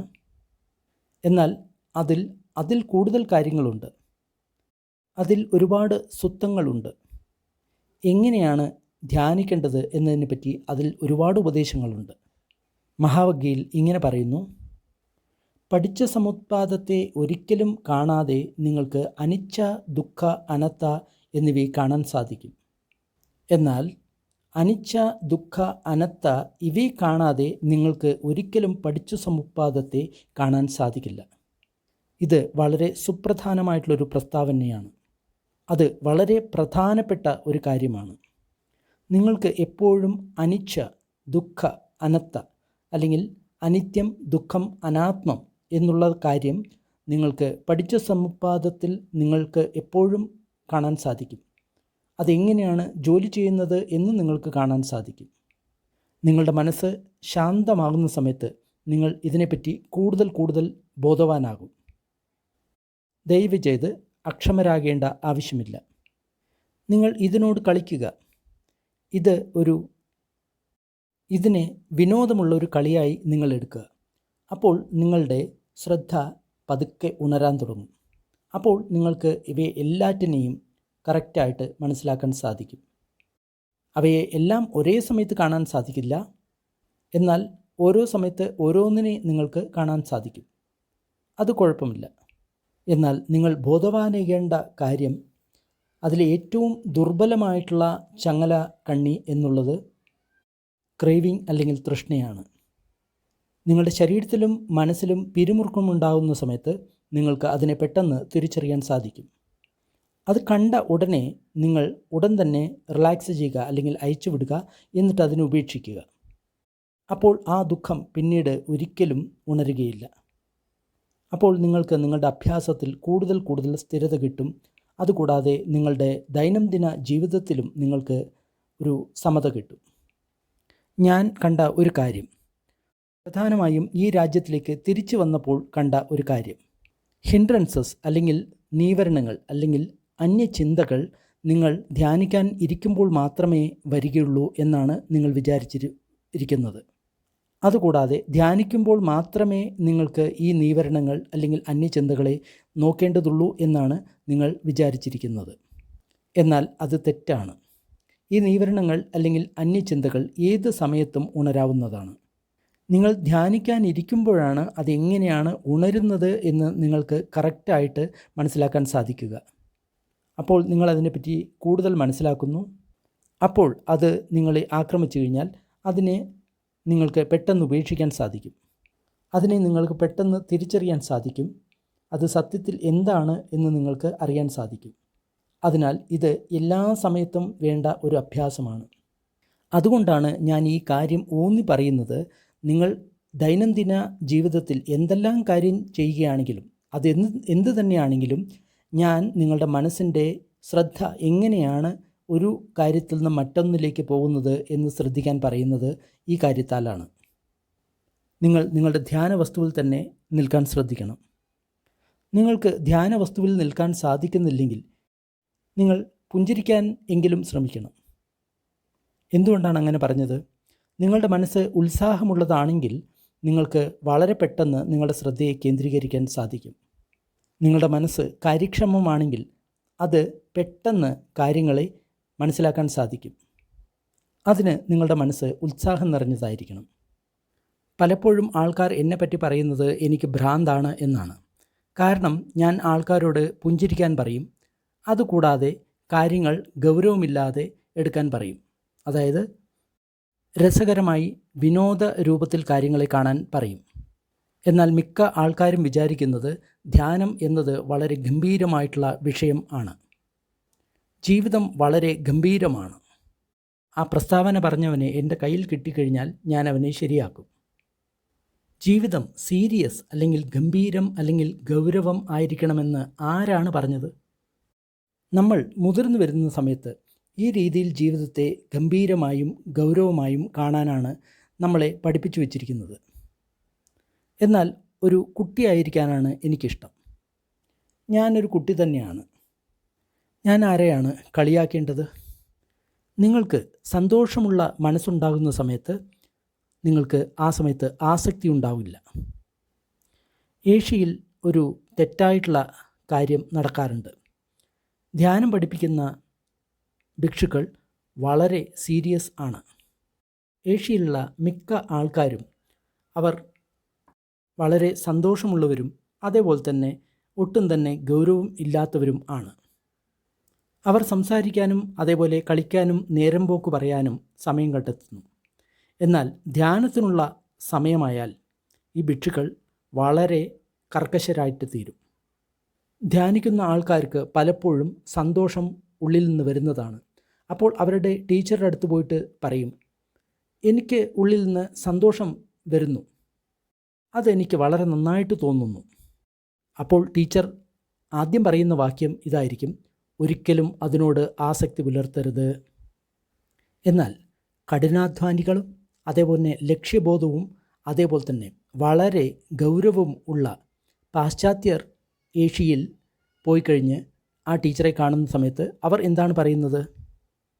അവർ ഞങ്ങളോട് പറയുന്നത് നിങ്ങൾ കൂടുതൽ കഠിനമായിട്ട് അധ്വാനിക്കണം എന്നാണ്. നിങ്ങൾ 1 മണിക്കൂറിൽ 50,000 പ്രാവശ്യം നോട്ട് ചെയ്യണം, അല്ലെങ്കിൽ ഓരോ കാര്യങ്ങളെയും ശ്രദ്ധിക്കണം. നിങ്ങൾ അത്രമാത്രം ജോലി ചെയ്യണം. അത്ര കഠിനമായിട്ട് പ്രയത്നിക്കുന്ന സമയത്ത് ഞങ്ങൾക്കത് താങ്ങാൻ സാധിക്കില്ല. അപ്പോൾ സാധനയുടെ അഭിവൃദ്ധി അല്ലെങ്കിൽ പ്രോഗ്രസ് വളരെ കമ്മിയായിരിക്കും. അതിന് കാരണം ഞങ്ങൾ കൂടുതൽ ഗൗരവത്തോടുകൂടി ശ്രമിക്കുകയാണ്. ഞങ്ങൾ അതിനായി കൂടുതൽ ഊർജം ചെലവഴിക്കുന്നു, കൂടുതൽ പരിശ്രമിക്കുന്നു. ഈ രാജ്യത്ത് തിരിച്ചു വന്നു കഴിഞ്ഞപ്പോൾ അല്പസമയത്തിനുള്ളിൽ തന്നെ ഈ കാര്യം എനിക്ക് മനസ്സിലാക്കാൻ സാധിച്ചു. അതിനാൽ ആൾക്കാരോട് ഞാൻ തീർത്തും വിപരീതമായിട്ടുള്ള കാര്യമാണ് പറയാറുള്ളത്. നിങ്ങൾ നേരത്തെ തന്നെ ലക്ഷ്യബോധമുള്ളവരാണ്. നിങ്ങൾ നേരത്തെ തന്നെ നല്ലപോലെ അധ്വാനിക്കുന്ന ആൾക്കാരാണ്. നിങ്ങൾ ഭാരം മുഴുവൻ ഇറക്കി വയ്ക്കുക. നിങ്ങൾ വിനോദിക്കുക. നിങ്ങൾ ഉത്സാഹിക്കുക. നിങ്ങൾ രസകരമായിട്ടുള്ള കാര്യങ്ങളിൽ മുഴുകുക. റിലാക്സ് ചെയ്യുക. എന്തുകൊണ്ടാണിത്? എന്തെന്നാൽ ഇത് നിങ്ങളുടെ മനസ്സിനെ സമനിലയിൽ കൊണ്ടുവരും. എന്നാൽ ഏഷ്യയിൽ ഇതിന് വിപരീതമായിട്ടുള്ള കാര്യം ആണ് ചെയ്യേണ്ടത്. അവർ നേരത്തെ തന്നെ വിനോദത്തിൽ ഏർപ്പെട്ടിരിക്കുന്നവരാണ്. അവർ അല്പം ഗംഭീരരാകണം. സമത ലഭിക്കാൻ അവർ അല്പം ഉത്സാഹിക്കണം. എന്നാൽ ഇവിടെ നമ്മൾക്കത് ആവശ്യമില്ല. ഞാൻ ഒരുപാട് ധ്യാന ശിബിരങ്ങൾ കണ്ടിട്ടുണ്ട്. അവിടെ ആരും പുഞ്ചിരിക്കാറില്ല. ഞാൻ കൊടുക്കുന്ന ശിബിരത്തിലൊഴിച്ച് മറ്റുള്ള ശിബിരങ്ങളിൽ ധ്യാനിക്കുന്നവരുടെ നെറ്റിയിൽ നോക്കിക്കഴിഞ്ഞാൽ നിങ്ങൾക്ക് ഒരുപാട് ചുളിവുകൾ കാണാം. എന്തെന്നാൽ അവർ വളരെ കാര്യമായിട്ട് അധ്വാനിക്കുകയാണ്. എന്നാൽ ഞാനത് കണ്ടു കഴിഞ്ഞാൽ ഞാൻ നിങ്ങളുടെ അടുത്ത് വന്ന് നിങ്ങളുടെ തലയിൽ ഒരു കൊട്ട് തരും. ഒരിക്കലും അങ്ങനെ ചെയ്യരുത്. റിലാക്സ് ചെയ്യുക. നേരം പോക്കായി എടുക്കുക. നമുക്ക് ആ രീതിയിലുള്ള ബാലൻസ് അല്ലെങ്കിൽ സമതയാണ് വേണ്ടത്. എൻ്റെ അനുഭവത്തിൽ ഇത് തിരിച്ചാണ്. വളരെ കൂടുതൽ പ്രയത്നിക്കാനും അധ്വാനിക്കാനും പറയാത്ത ഒരു ഏഷ്യൻ ടീച്ചറെയും ഞാൻ ഇതുവരെ കണ്ടിട്ടില്ല. എന്നാൽ ഞാൻ പഠിപ്പിക്കുന്ന ധ്യാനത്തിൽ നിങ്ങൾക്ക് അങ്ങനെ ചെയ്യേണ്ടതില്ല. എന്തെന്നാൽ ഞാൻ പഠിപ്പിക്കുന്ന ധ്യാനം എന്നത് രസകരവും വിനോദകരവും ആണ്. അപ്പോൾ നിങ്ങൾക്ക് ബാലൻസ് കിട്ടും. മാത്രമല്ല നിങ്ങൾക്ക് നല്ല ഒരു അഭ്യാസവും ലഭിക്കും. ഞാൻ 20 വർഷം വിപശ്യന അഭ്യസിച്ച വ്യക്തിയാണ്. ഞാൻ അതിൽ ഒരുപാട് അധ്വാനിച്ചു. ഒരുപാട് അധ്യാപകരുടെ അടുത്ത് ഞാൻ പോയിരുന്നു. എന്നാൽ സുത്തത്തിൽ ഉള്ള പോലെ ഞാൻ അഭ്യസിക്കാൻ തുടങ്ങിയ സമയത്ത് എനിക്ക് അത്ര തന്നെ പ്രയത്നം ആവശ്യമില്ല എന്ന് ഞാൻ കാണാൻ തുടങ്ങി. എനിക്ക് അത്ര തന്നെ വീര്യം അല്ലെങ്കിൽ എനർജിയുടെ ആവശ്യമില്ല. എന്തെന്നാൽ ഞാൻ നേരത്തെ തന്നെ വളരെ വീര്യത്തോടു കൂടിയാണ് അഭ്യസിച്ചിരുന്നത്. എനിക്ക് അതിൽ കൂടുതൽ വീര്യം ആവശ്യമില്ല. സത്യത്തിൽ എൻ്റെ ധ്യാനത്തിൻ്റെ പുരോഗതിയെ അത് കമ്മിയാക്കുകയാണ് ചെയ്തത്. ഞാൻ മലേഷ്യയിലുണ്ടാവുന്ന സമയത്ത് അവിടെ ഒരുപാട് പേർ വിപശ്യന അഭ്യസിക്കുന്നവരായിരുന്നു. അപ്പോൾ അത് വളരെ രസകരമായിരുന്നു. 1 മാസം ധ്യാനം കഴിഞ്ഞ് വരുന്ന സമയത്ത് അവരെല്ലാവരും കൂടുതൽ ദുഃഖിതരായിരുന്നു. അവർ മറ്റുള്ളവരോട് ഭയാനകമായിട്ടുള്ള രീതിയിലായിരുന്നു സംസാരിച്ചു കൊണ്ടിരുന്നത്. അതുമാത്രമല്ല മറ്റുള്ളവരുടെ വികാരങ്ങളെ അവർ ഒരുപാട് ഹനിച്ചു. അപ്പോൾ അവർ എൻ്റെ അടുത്ത് വരും, എന്നിട്ട് പറയും, എനിക്ക് താങ്കൾ എടുക്കുന്ന ഒരു ശിബിരം ചെയ്യാൻ ആഗ്രഹിക്കുന്നു. ഞാൻ ഒരാഴ്ചത്തെ ശിബിരം മാത്രമേ കൊടുക്കാറുള്ളൂ. ശരി, നിങ്ങൾ എൻ്റെ കൂടെ ഒരു മൈത്രി ശിബിരം ചെയ്യുക. ഞാൻ നിങ്ങളെ വീണ്ടും പുഞ്ചിരിക്കാൻ പഠിപ്പിക്കാം. അപ്പോൾ അവരുടെ മനസ്സ് സമനിലയിൽ അല്ലെങ്കിൽ ബാലൻസിലെത്തും. അപ്പോൾ അവർ ചെയ്യുന്നത് എന്തിലും അവർ മുന്നേറാൻ തയ്യാറാണ്. എന്നാൽ ഒരാളെയും ഞാൻ ഗംഭീരമായി അല്ലെങ്കിൽ ഗൗരവമായി നടക്കാൻ സമ്മതിക്കില്ല. ഞാൻ ഇടയ്ക്കിടയ്ക്ക് പൊട്ടിച്ചിരിക്കുന്നത് നിങ്ങൾക്ക് കേൾക്കാം. എന്തുകൊണ്ടാണത്? എന്തെന്നാൽ ഞാൻ നിങ്ങൾ ചിരിക്കാൻ ആഗ്രഹിക്കുന്നു. ഞാൻ നിങ്ങൾ ഒരുപാട് അധ്വാനിക്കാൻ ആഗ്രഹിക്കുന്നില്ല. അതുകൂടാതെ നിങ്ങൾ തന്നെ നിങ്ങളുടെ ശത്രുവായി തീരാനും ഞാൻ ആഗ്രഹിക്കുന്നില്ല. നിങ്ങൾ ശ്രമിക്കാൻ ഞാൻ ആഗ്രഹിക്കുന്നു. പക്ഷേ അങ്ങനെ ശ്രമിക്കുന്ന സമയത്ത് നിങ്ങൾ സന്തോഷവാന്മാരായിരിക്കണം. വളരെ രസകരമായിട്ട് അത് ചെയ്യണം. ഒരിക്കലും സീരിയസ് ആയിട്ട് ചെയ്യരുത്. ബുദ്ധൻ്റെ ആവശ്യം എപ്പോഴും സമതയാണ്. അപ്പോൾ ആ സമതയ്ക്കായി നമ്മൾ എപ്പോഴും പുഞ്ചിരിക്കാൻ ശ്രമിക്കണം. നീവരണങ്ങൾ അല്ലെങ്കിൽ അന്യചിന്തകൾ വരുന്ന സമയത്ത് അത് എങ്ങനെയാണ് ഉണരുന്നത് എന്ന് നോക്കണം. എന്നിട്ട് അതിനെ കളിയാക്കണം. അതിനെ നിങ്ങളുടെ കൂട്ടുകാരനെ പോലെ കരുതണം. ഇതൊരു കളിയാണ്. കൊള്ളാം, ഇത് ദേഷ്യമാണ്. എനിക്ക് പുഞ്ചിരിക്കാൻ ആഗ്രഹിക്കുന്നില്ല. എനിക്ക് കളിക്കാൻ തോന്നുന്നില്ല. എനിക്ക് ഭ്രാന്ത് പിടിച്ച പോലെ തോന്നുന്നു. ശരി, നിങ്ങൾ ഭ്രാന്തായിക്കോളൂ, നിങ്ങൾ ബുദ്ധിമുട്ടിക്കോളൂ, നിങ്ങൾ നിങ്ങളെ തന്നെ ദുഃഖിപ്പിച്ചോളൂ. അത് നിങ്ങളുടെ തീരുമാനമാണ്. നിങ്ങൾക്ക് അങ്ങനെ ചെയ്യാം, ചെയ്യാതിരിക്കാം. അത് നിങ്ങളെ ആശ്രയിച്ചിരിക്കും. എന്നാൽ ഞാനാണെങ്കിൽ ഞാൻ പുഞ്ചിരിക്കാൻ ആഗ്രഹിക്കുന്നു. എൻ്റെ ശരീരത്തിൽ നല്ലത് അനുഭവിക്കാൻ ഞാൻ ആഗ്രഹിക്കുന്നു. എൻ്റെ മനസ്സിനെ വളരെ പ്രശാന്തമാക്കി വയ്ക്കാൻ ഞാൻ ആഗ്രഹിക്കുന്നു. എൻ്റെ മനസ്സ് എത്ര ഭ്രാന്തമാണ് എന്നാലോചിച്ച് ഞാൻ എന്നെപ്പറ്റി തന്നെ ചിരിക്കുന്ന സമയത്ത് ഞാൻ എല്ലാ ആസക്തിയും ഉപേക്ഷിക്കുന്നു. ഞാൻ ചിലപ്പോൾ നുണ പറയുകയാണെന്ന് നിങ്ങൾക്ക് തോന്നും. ഞാൻ പറയാം. അത് ആൾക്കാരെ പഠിപ്പിക്കുന്നത് പോലെയാണ്. ഞാൻ ഒരു വൃത്തത്തിൻ്റെ അകത്ത് ഇതേ രീതിയിൽ ഓടിക്കൊണ്ടിരിക്കുകയാണ്. അപ്പോൾ ഞാൻ വന്ന് നിങ്ങളോട് പറയുകയാണ്, നിങ്ങൾ തിരിച്ചാണ് ഓടേണ്ടത്. അപ്പോൾ നിങ്ങൾ പറയും, അത് എളുപ്പമല്ല. എന്തെന്നാൽ നിങ്ങളുടെ പഴയ സ്വഭാവം വിടാൻ നിങ്ങൾക്ക് എളുപ്പമല്ല. നിങ്ങളുടെ പഴയ സ്വഭാവം എപ്പോഴും സീരിയസ് ആയിരുന്നു, എപ്പോഴും ഭയം ഉള്ളതായിരുന്നു, ഉത്കണ്ഠയുള്ളതായിരുന്നു, ഡിപ്രഷനുള്ളതായിരുന്നു. അന്ന് ജീവിതത്തിൽ എന്തൊക്കെ നിങ്ങൾ അനുഭവിച്ചുവോ അതിനെ വിടുവാൻ നിങ്ങൾക്ക് പ്രയാസമാണ്. എന്തുകൊണ്ടാണത്? എന്തെന്നാൽ നമ്മൾ ഒരുപാട് ചിന്തിച്ചു. അപ്പോൾ നമ്മളുടെ ചായ്വ് ആ ചിന്തയിലേക്കായി. അപ്പോൾ ഞാൻ പറയുന്നു, നിങ്ങൾ പുഞ്ചിരിക്കണം. നിങ്ങൾ സ്നേഹമുള്ളതും ദൈവമുള്ളതായിട്ടുള്ള ചിന്തകൾ ചിന്തിക്കണം. അതുകൂടാതെ ആ ചിന്തകളെ നിങ്ങളുടെ ഹൃദയത്തിൽ നിങ്ങൾ അനുഭവിക്കണം. നിങ്ങളുടെ പഴയ സ്വഭാവത്തെ പുതിയ സ്വഭാവമായി പരിവർത്തനം ചെയ്യണം. നിങ്ങൾ എത്രത്തോളം കൂടുതൽ പുഞ്ചിരിക്കുന്നുവോ അത്രത്തോളം എളുപ്പമായിരിക്കും. ഞാൻ നിങ്ങൾക്ക് വാക്ക് തരുന്നു. ശിബിരത്തിലെ ആദ്യ ദിവസം ഇത് എപ്പോഴും ബുദ്ധിമുട്ടുള്ളതാണ്. എന്തെന്നാൽ പുറത്ത് നിങ്ങളുടെ മനസ്സ് ഏത് രീതിയിൽ ഓടിക്കൊണ്ടിരുന്നോ അതുപോലെ തന്നെയാണ് ഇപ്പോഴും ഓടുന്നത്.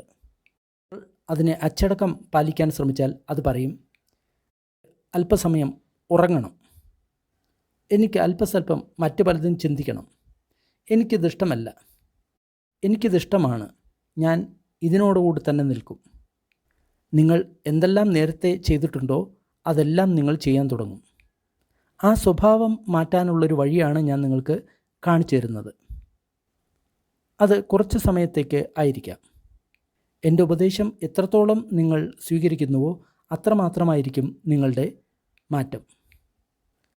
ഇതിനോട് ഒന്നും തന്നെ കൂട്ടിച്ചേർക്കരുത്, ഒന്നും കുറയ്ക്കുകയും ചെയ്യരുത്.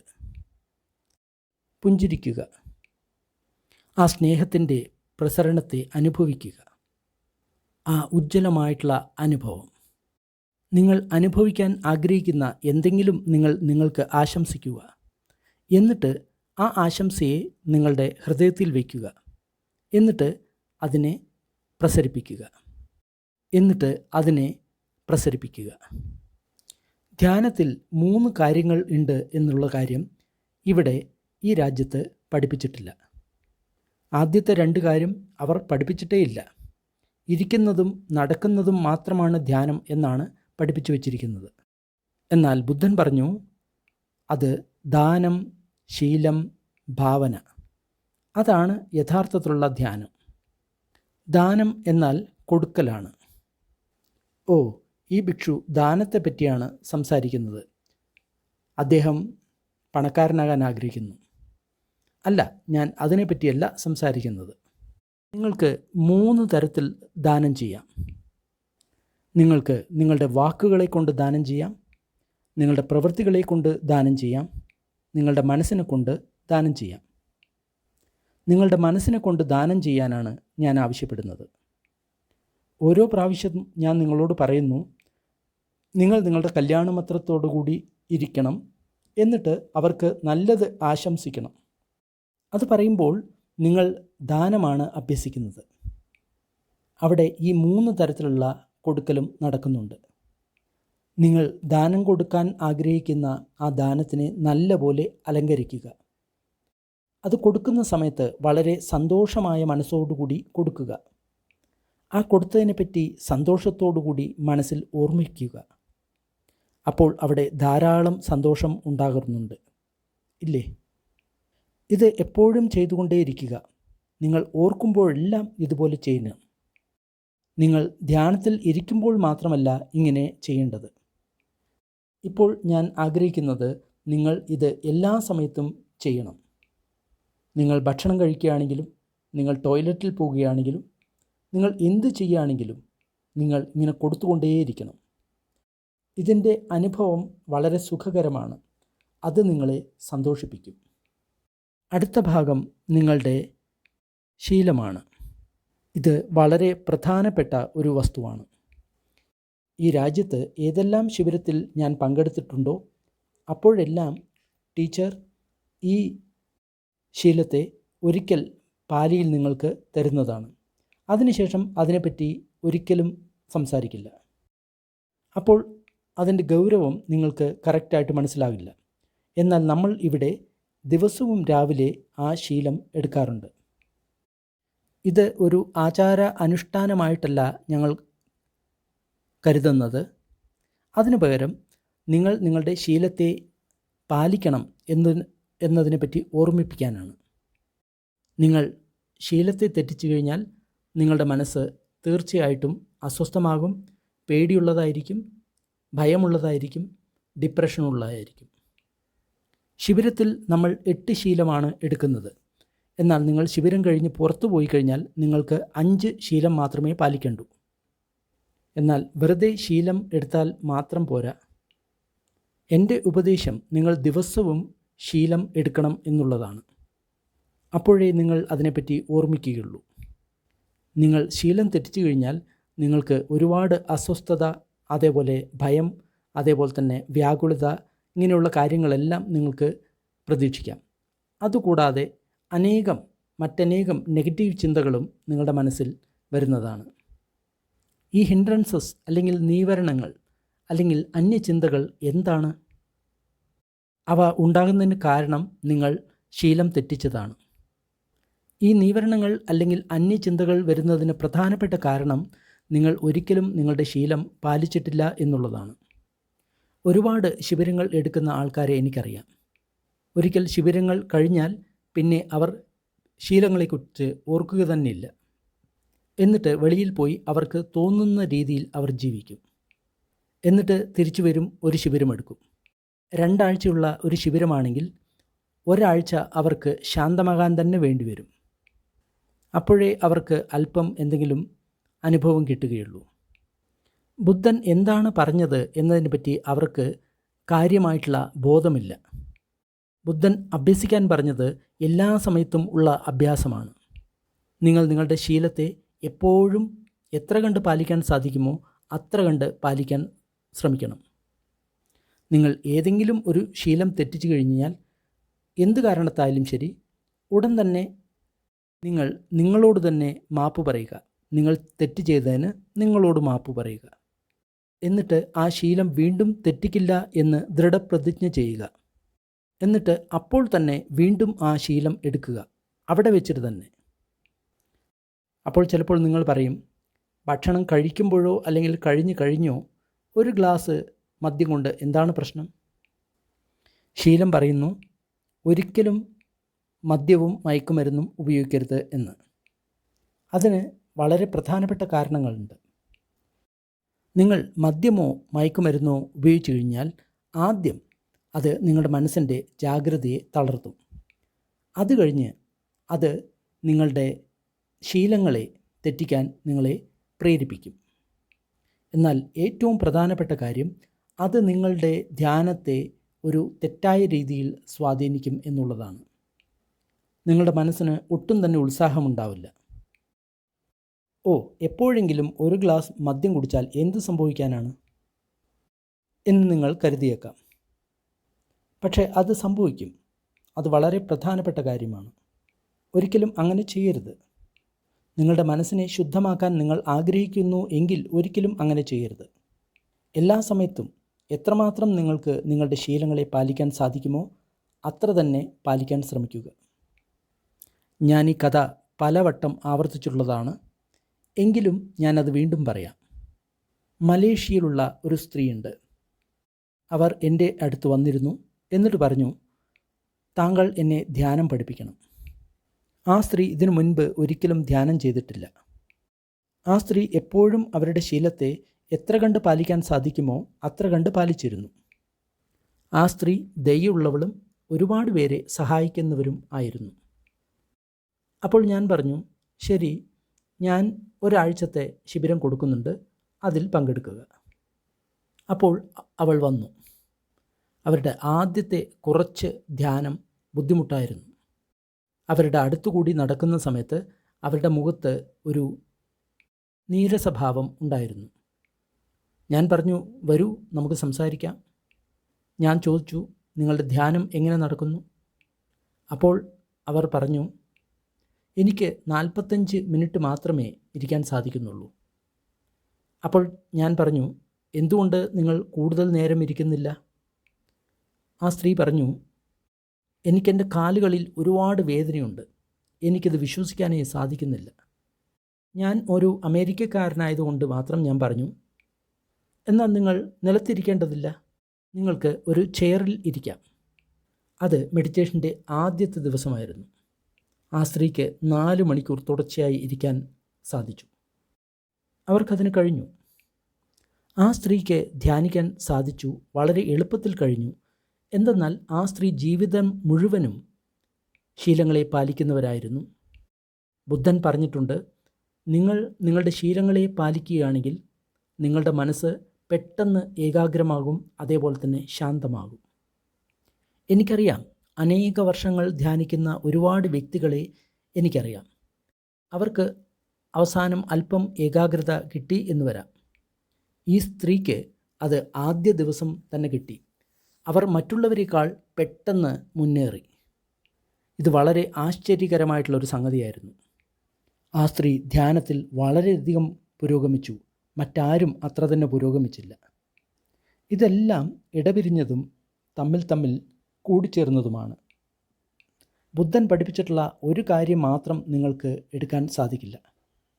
ഒരു കാര്യം മാത്രം എടുത്ത് നിങ്ങൾക്ക് പൂർണ്ണനാകാൻ സാധിക്കില്ല. മറ്റുള്ളവയെ നിങ്ങൾക്ക് കളയാനും സാധിക്കില്ല. അത് ഒരിക്കലും ഫലം തരാൻ പോകുന്നില്ല. നിങ്ങൾ വർഷങ്ങളോളം അധ്വാനിക്കും, പക്ഷേ ഒരു ഗുണവും കിട്ടില്ല. അപ്പോൾ ഈ രാജ്യത്ത് നടക്കുന്ന പോലെ നിങ്ങൾ വിചാരിക്കും, ഇനി ഞാൻ യോഗ വിപശ്യന ചെയ്യാം, അല്ലെങ്കിൽ സൈക്കോതെറാപ്പി വിപശ്യന ചെയ്യാം, അല്ലെങ്കിൽ ഹിന്ദു വിപശ്യന ചെയ്യാം, അല്ലെങ്കിൽ ക്രിസ്ത്യൻ വിപശ്യന ചെയ്യാം. എന്താണ് ഇതിൻ്റെയൊക്കെ കാരണം? എന്തുകൊണ്ടാണ് ഇത് സംഭവിക്കുന്നത്?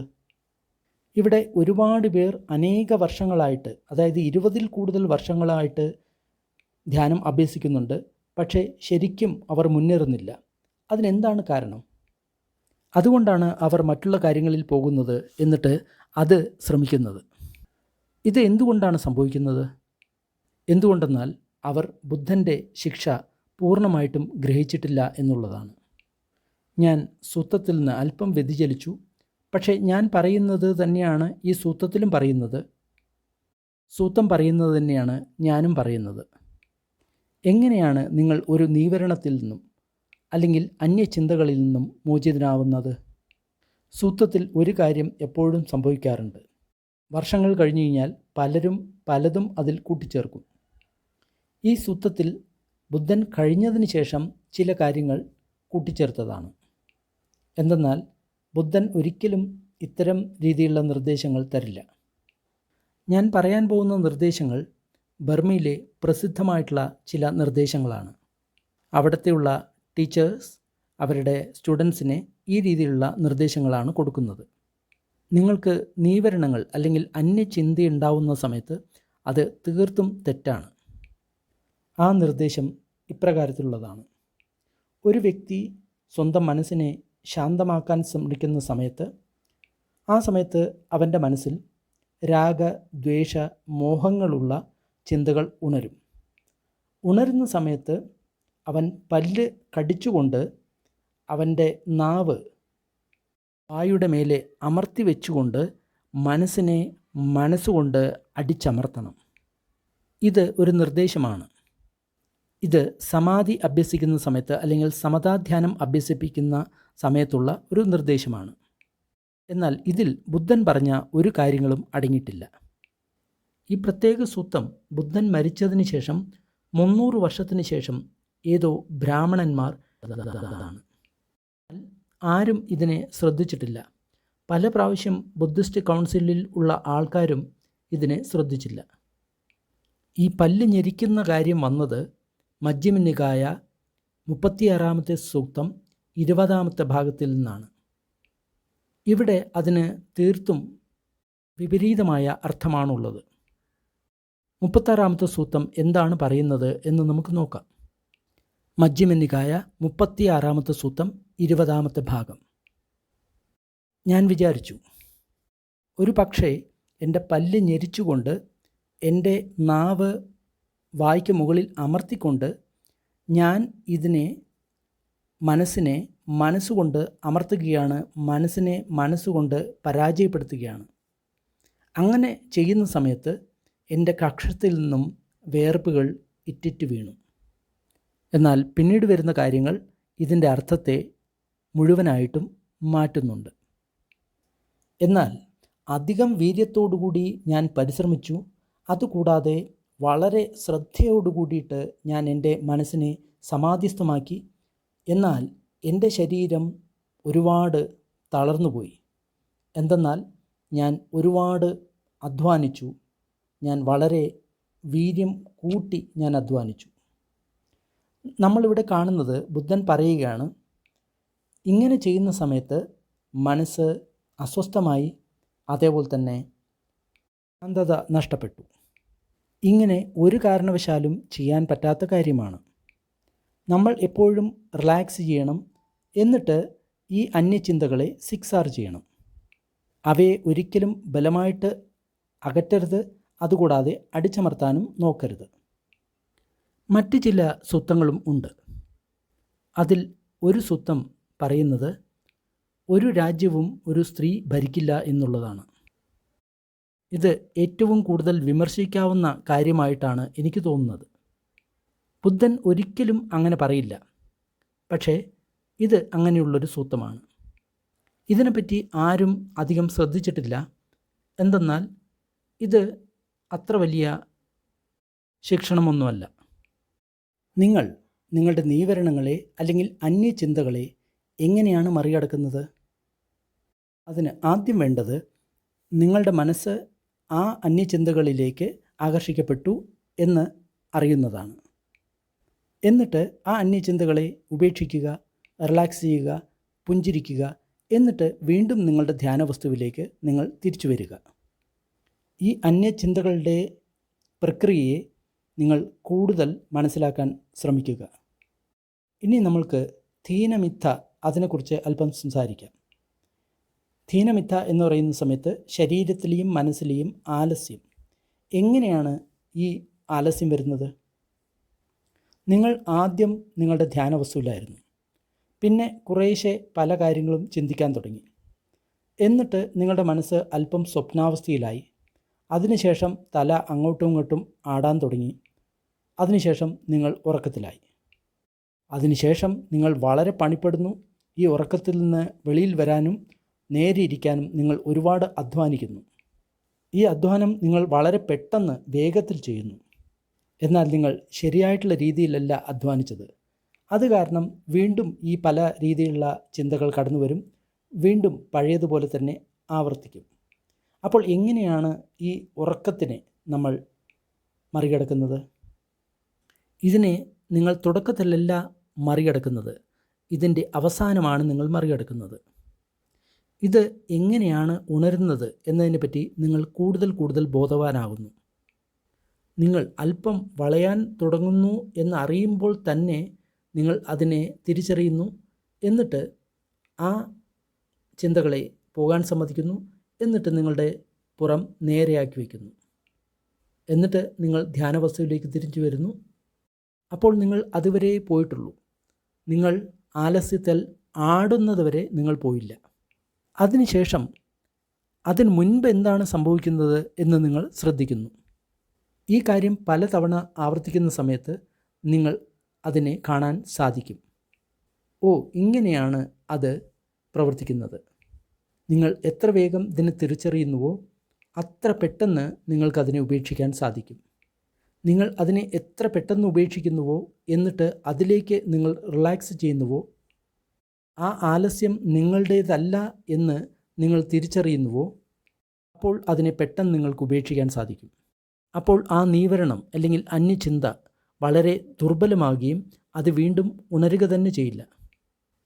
ആ ഉറക്കം നിങ്ങളിലേക്ക് വീണ്ടും തിരിച്ചു വരുന്ന സമയത്ത് നിങ്ങൾ നിങ്ങളെ തന്നെ കളിയാക്കുക. അപ്പോൾ ആ ഉറക്കം ഒരിക്കലും തിരിച്ചു വരില്ല. അതിനുശേഷം എന്താണ് സംഭവിക്കുന്നത്? നിങ്ങൾക്ക് വളരെ നല്ല ഒരു ആശ്വാസം ലഭിക്കും. ആ ആശ്വാസത്തിന് ശേഷം നിങ്ങളുടെ ഉള്ളിൽ നിന്ന് ഒരു സന്തോഷം ഉണരും. അപ്പോൾ നിങ്ങളുടെ മനസ്സ് വളരെ ശാന്തമാകും, ശരീരം വളരെ ശാന്തമാകും. വളരെ സുഖകരമായിട്ടുള്ള അനുഭവം, വളരെ സുഖകരമായിട്ടുള്ള ഒരു അനുഭവം. അതിനോടൊപ്പം അല്പം ആവേശവും ഉണരുന്നതാണ്. ആ അനുഭവം പോകുന്ന സമയത്ത് നിങ്ങൾക്ക് വളരെ സുഖകരമായിട്ടുള്ള ഒരു അനുഭവം ഉണ്ടാകും. നിങ്ങളുടെ മനസ്സും വളരെ സുഖകരമായിരിക്കും, നിങ്ങളുടെ ശരീരവും വളരെ സുഖകരമായിരിക്കും. നിങ്ങളുടെ മനസ്സ് നിങ്ങളുടെ ധ്യാന വസ്തുവിൽ കൂടുതൽ സമയം നിൽക്കും, ഒരിക്കലും അതിൽ നിന്ന് പോകില്ല. ഞാൻ നിങ്ങളോട് ഇപ്പോൾ പറഞ്ഞത് ആദ്യത്തെ ധ്യാനമാണ്, അല്ലെങ്കിൽ ആദ്യത്തെ ധ്യാനമാണ്. ധ്യാനം എന്നത് മലയാള ശബ്ദമാണ്, ധ്യാന എന്നത് പാലി ശബ്ദമാണ്. നിങ്ങൾ ആദ്യത്തെ ധ്യാനത്തിലേക്ക് എങ്ങനെയാണ് വന്നത്? ഈ നീവരണത്തിൻ്റെ അല്ലെങ്കിൽ അന്യചിന്തകളുടെ പ്രക്രിയ നിങ്ങൾക്ക് മനസ്സിലായി. ആ അന്യചിന്തകൾ എങ്ങനെ വന്നു എന്ന് മനസ്സിലായി. ആ നീവരണങ്ങളെ നിങ്ങൾ പോകാൻ സമ്മതിച്ചു. അതുകൂടാതെ അതിനോടുള്ള ആസക്തിയും നിങ്ങൾ വിട്ടുകളഞ്ഞു. ആ ആസക്തി എന്താണ്? ഇത് എൻ്റെയാണ്, ഇത് ഞാനാണ്. നിങ്ങൾ അതിനെ അപഗ്രഥിച്ച് നോക്കിയ സമയത്ത് നിങ്ങൾക്കൊരു കാര്യം മനസ്സിലായി. ഇത് ഒരു സ്വാഭാവികമായിട്ടുള്ള ഒരു പ്രക്രിയയാണ്. ഇത് സ്വാഭാവികമായി ഉണർന്നു വരുന്നു. എപ്പോഴും ഇത് ഒരേ രീതിയിലാണ് പ്രവർത്തിക്കുക. അപ്പോൾ നിങ്ങൾക്ക് ഇതിനെ ഉപേക്ഷിക്കാൻ സാധിക്കും. നിങ്ങൾക്കതിനെ തിരിച്ചറിയാൻ സാധിക്കും. അതിനോടുള്ള ആസക്തിയെ നിങ്ങൾ ഉപേക്ഷിച്ചു. അപ്പോഴാണ് നിങ്ങൾക്ക് ഈ നല്ല അനുഭവം ഉണ്ടായത്. ഈ നീവരണങ്ങൾ അല്ലെങ്കിൽ ഹിൻഡ്രൻസസ് അല്ലെങ്കിൽ അന്യചിന്തകൾ വളരെ പ്രധാനപ്പെട്ടതാണ്. നിങ്ങളുടെ മൈൻഡ്ഫുൾനെസ് അല്ലെങ്കിൽ സതി അല്ലെങ്കിൽ ശ്രദ്ധ എന്ന് പറയുന്നത് വളരെ നല്ലതായിരിക്കും, വളരെ ജാഗ്രതയുള്ളതായിരിക്കും, കുറേ സമയത്ത് നിലനിൽക്കും. അതിനുശേഷം ഒരു കാരണത്താൽ അല്ലെങ്കിൽ മറ്റൊരു കാരണത്താൽ അത് അല്പം ശക്തി കുറഞ്ഞതാവും. കൂടുതൽ സമയം കഴിയുന്നതിന് മുമ്പ് മറ്റൊരു നീവരണം വരും. നിങ്ങൾക്ക് അതിനെ നേരിടേണ്ടി വരും. ഓരോ സമയത്തും ആ നീവരണങ്ങളെ നിങ്ങൾ ഉപേക്ഷിക്കുന്ന സമയത്ത്, റിലാക്സ് ചെയ്യുന്ന സമയത്ത്, പുഞ്ചിരിക്കുന്ന സമയത്ത്, എന്നിട്ട് വീണ്ടും നിങ്ങൾ നിങ്ങളുടെ ധ്യാനത്തിലേക്ക് തിരിച്ചു വരുന്ന സമയത്ത് നിങ്ങളുടെ മൈൻഡ്ഫുൾനെസ് അല്ലെങ്കിൽ സതി എന്ന് പറയുന്നത് കൂടുതൽ ക്ലിയറാവും, കൂടുതൽ ബലമുള്ളതാകും. അപ്പോൾ നിങ്ങൾക്ക് ഇതിനെ വ്യക്തമായിട്ട് കാണാൻ സാധിക്കും. നിങ്ങൾ പിന്നെ ഒരിക്കലും ഇത് നിങ്ങളുടെയാണ് എന്ന് വിചാരിക്കില്ല. ഈ ഓരോ നീവരണവും ഒരു പ്രക്രിയ മാത്രം നിങ്ങൾ കാണും. അതിനാൽ ഈ ഹിൻഡ്രൻസസ് അല്ലെങ്കിൽ നീവരണങ്ങൾ ഈ അഭ്യാസത്തിൻ്റെ സുപ്രധാനമായ ഒരു ഭാഗമാണ്. അത് ഉണരുന്നത് നല്ലതാണ്. എന്തുകൊണ്ടാണ്? എന്തെന്നാൽ അത് നിങ്ങളെ ജോലി ചെയ്യിപ്പിക്കും. അതിനെ നിങ്ങൾക്ക് ഉപേക്ഷിക്കേണ്ടി വരും. അപ്പോൾ നിങ്ങൾക്ക് ഈ പ്രക്രിയ എങ്ങനെയാണ് നടക്കുന്നത് എന്ന് കൂടുതൽ വ്യക്തമായിട്ട് കാണാൻ സാധിക്കും. ഒരു ധ്യാനത്തിൽ നിന്നും മറ്റൊരു ധ്യാനത്തിലേക്ക് പോകുന്ന സമയത്താണ് ഇത് സംഭവിക്കുക. ഓരോ സമയത്ത് ഈ നീവരണത്തെ നിങ്ങൾ ഉപേക്ഷിക്കുന്ന സമയത്ത് നിങ്ങൾ മറ്റൊരു ധ്യാനത്തിൻ്റെ അഗാധമായിട്ടുള്ള അനുഭവം നിങ്ങൾക്ക് ഉണ്ടാകും. അതുകൂടാതെ ഇതെങ്ങനെയാണ് സംഭവിക്കുന്നത് എന്ന് ഗാഢമായിട്ടുള്ള ഒരു അറിവ് നിങ്ങൾക്ക് ഉണ്ടാവുകയും ചെയ്യും. നിബ്ബാണം എങ്ങനെ അനുഭവിക്കാം എന്നതിനെപ്പറ്റി ബുദ്ധൻ സംസാരിക്കുന്ന സമയത്ത് സൂത്രങ്ങളുടെ പല ഭാഗങ്ങളിലും അദ്ദേഹം അതിനെപ്പറ്റി സംസാരിച്ചിട്ടുണ്ട്. നിബ്ബാണം അനുഭവിക്കാൻ നമ്മൾക്ക് പഠിച്ച സമുപ്പാദം അല്ലെങ്കിൽ ഡിപ്പെൻഡൻറ്റ് ഒറിജിനേഷനെ കാണേണ്ട ആവശ്യമുണ്ട്. അപ്പോഴാണ് നിങ്ങൾ നിബ്ബാണത്തെ എക്സ്പീരിയൻസ് ചെയ്യുക. അനിച്ച, ദുഃഖ, അനത്ത ഇതിനെ മാത്രം കണ്ടാൽ പോരാ, അവയെ നിങ്ങൾ കാണുക തന്നെ ചെയ്യുന്നുണ്ട്. എന്നാൽ പ്രധാനപ്പെട്ട കാര്യം ഇത് അനാത്മകരമായിട്ടുള്ള ഒരു പ്രക്രിയയാണ് എന്ന് നിങ്ങൾ തിരിച്ചറിയുകയാണ്. അങ്ങനെയാണ് ഇത് സംഭവിക്കുന്നത്. നിങ്ങളുടെ ആ അറിവാണ് നിങ്ങൾക്ക് നിബ്ബാണം തരുന്നത്. ഇത് ഒരു മാജിക്കിനെ പോലെ പെട്ടെന്ന് വരുന്ന ഒരു സംഗതിയല്ല. നിങ്ങൾ ഈ പ്രക്രിയയെ അറിയുന്ന കാര്യമാണ് ഈ നിബ്ബാണം എന്ന് പറയുന്നത്. ബുദ്ധൻ അങ്ങനെ പറയുന്ന സമയത്ത് ഈ ഭിക്ഷുക്കൾ സന്തോഷവാന്മാരായി. എന്നിട്ട് ബുദ്ധനെ അനുമോദിച്ചു. ഇനി നമ്മൾക്ക് നമ്മളുടെ പുണ്യങ്ങളെ അല്പം വിതരണം ചെയ്യാം. കഷ്ടമനുഭവിക്കുന്നവർ കഷ്ടപ്പാടിൽ നിന്നും മോചനം നേടട്ടെ. ഭയം അനുഭവിക്കുന്നവർ ഭയമോചിതരാകട്ടെ. ദുഃഖം അനുഭവിക്കുന്നവർ ദുഃഖമുക്തരാകട്ടെ. എല്ലാ പ്രാണികൾക്കും സുഖമുണ്ടാകട്ടെ. ഞാൻ ഈ ചെയ്ത പുണ്യം എല്ലാ പ്രാണികൾക്കും ലഭിക്കട്ടെ. എല്ലാവർക്കും സുഖവും സന്തോഷവും മുക്തിയും ലഭിക്കട്ടെ. ഭൂമിയിലും ആകാശത്തിലും ജലത്തിലും വസിക്കുന്ന അതിശക്തരായിട്ടുള്ള ദേവന്മാർക്കും നാഗങ്ങൾക്കും ഈ പുണ്യം ലഭിക്കട്ടെ.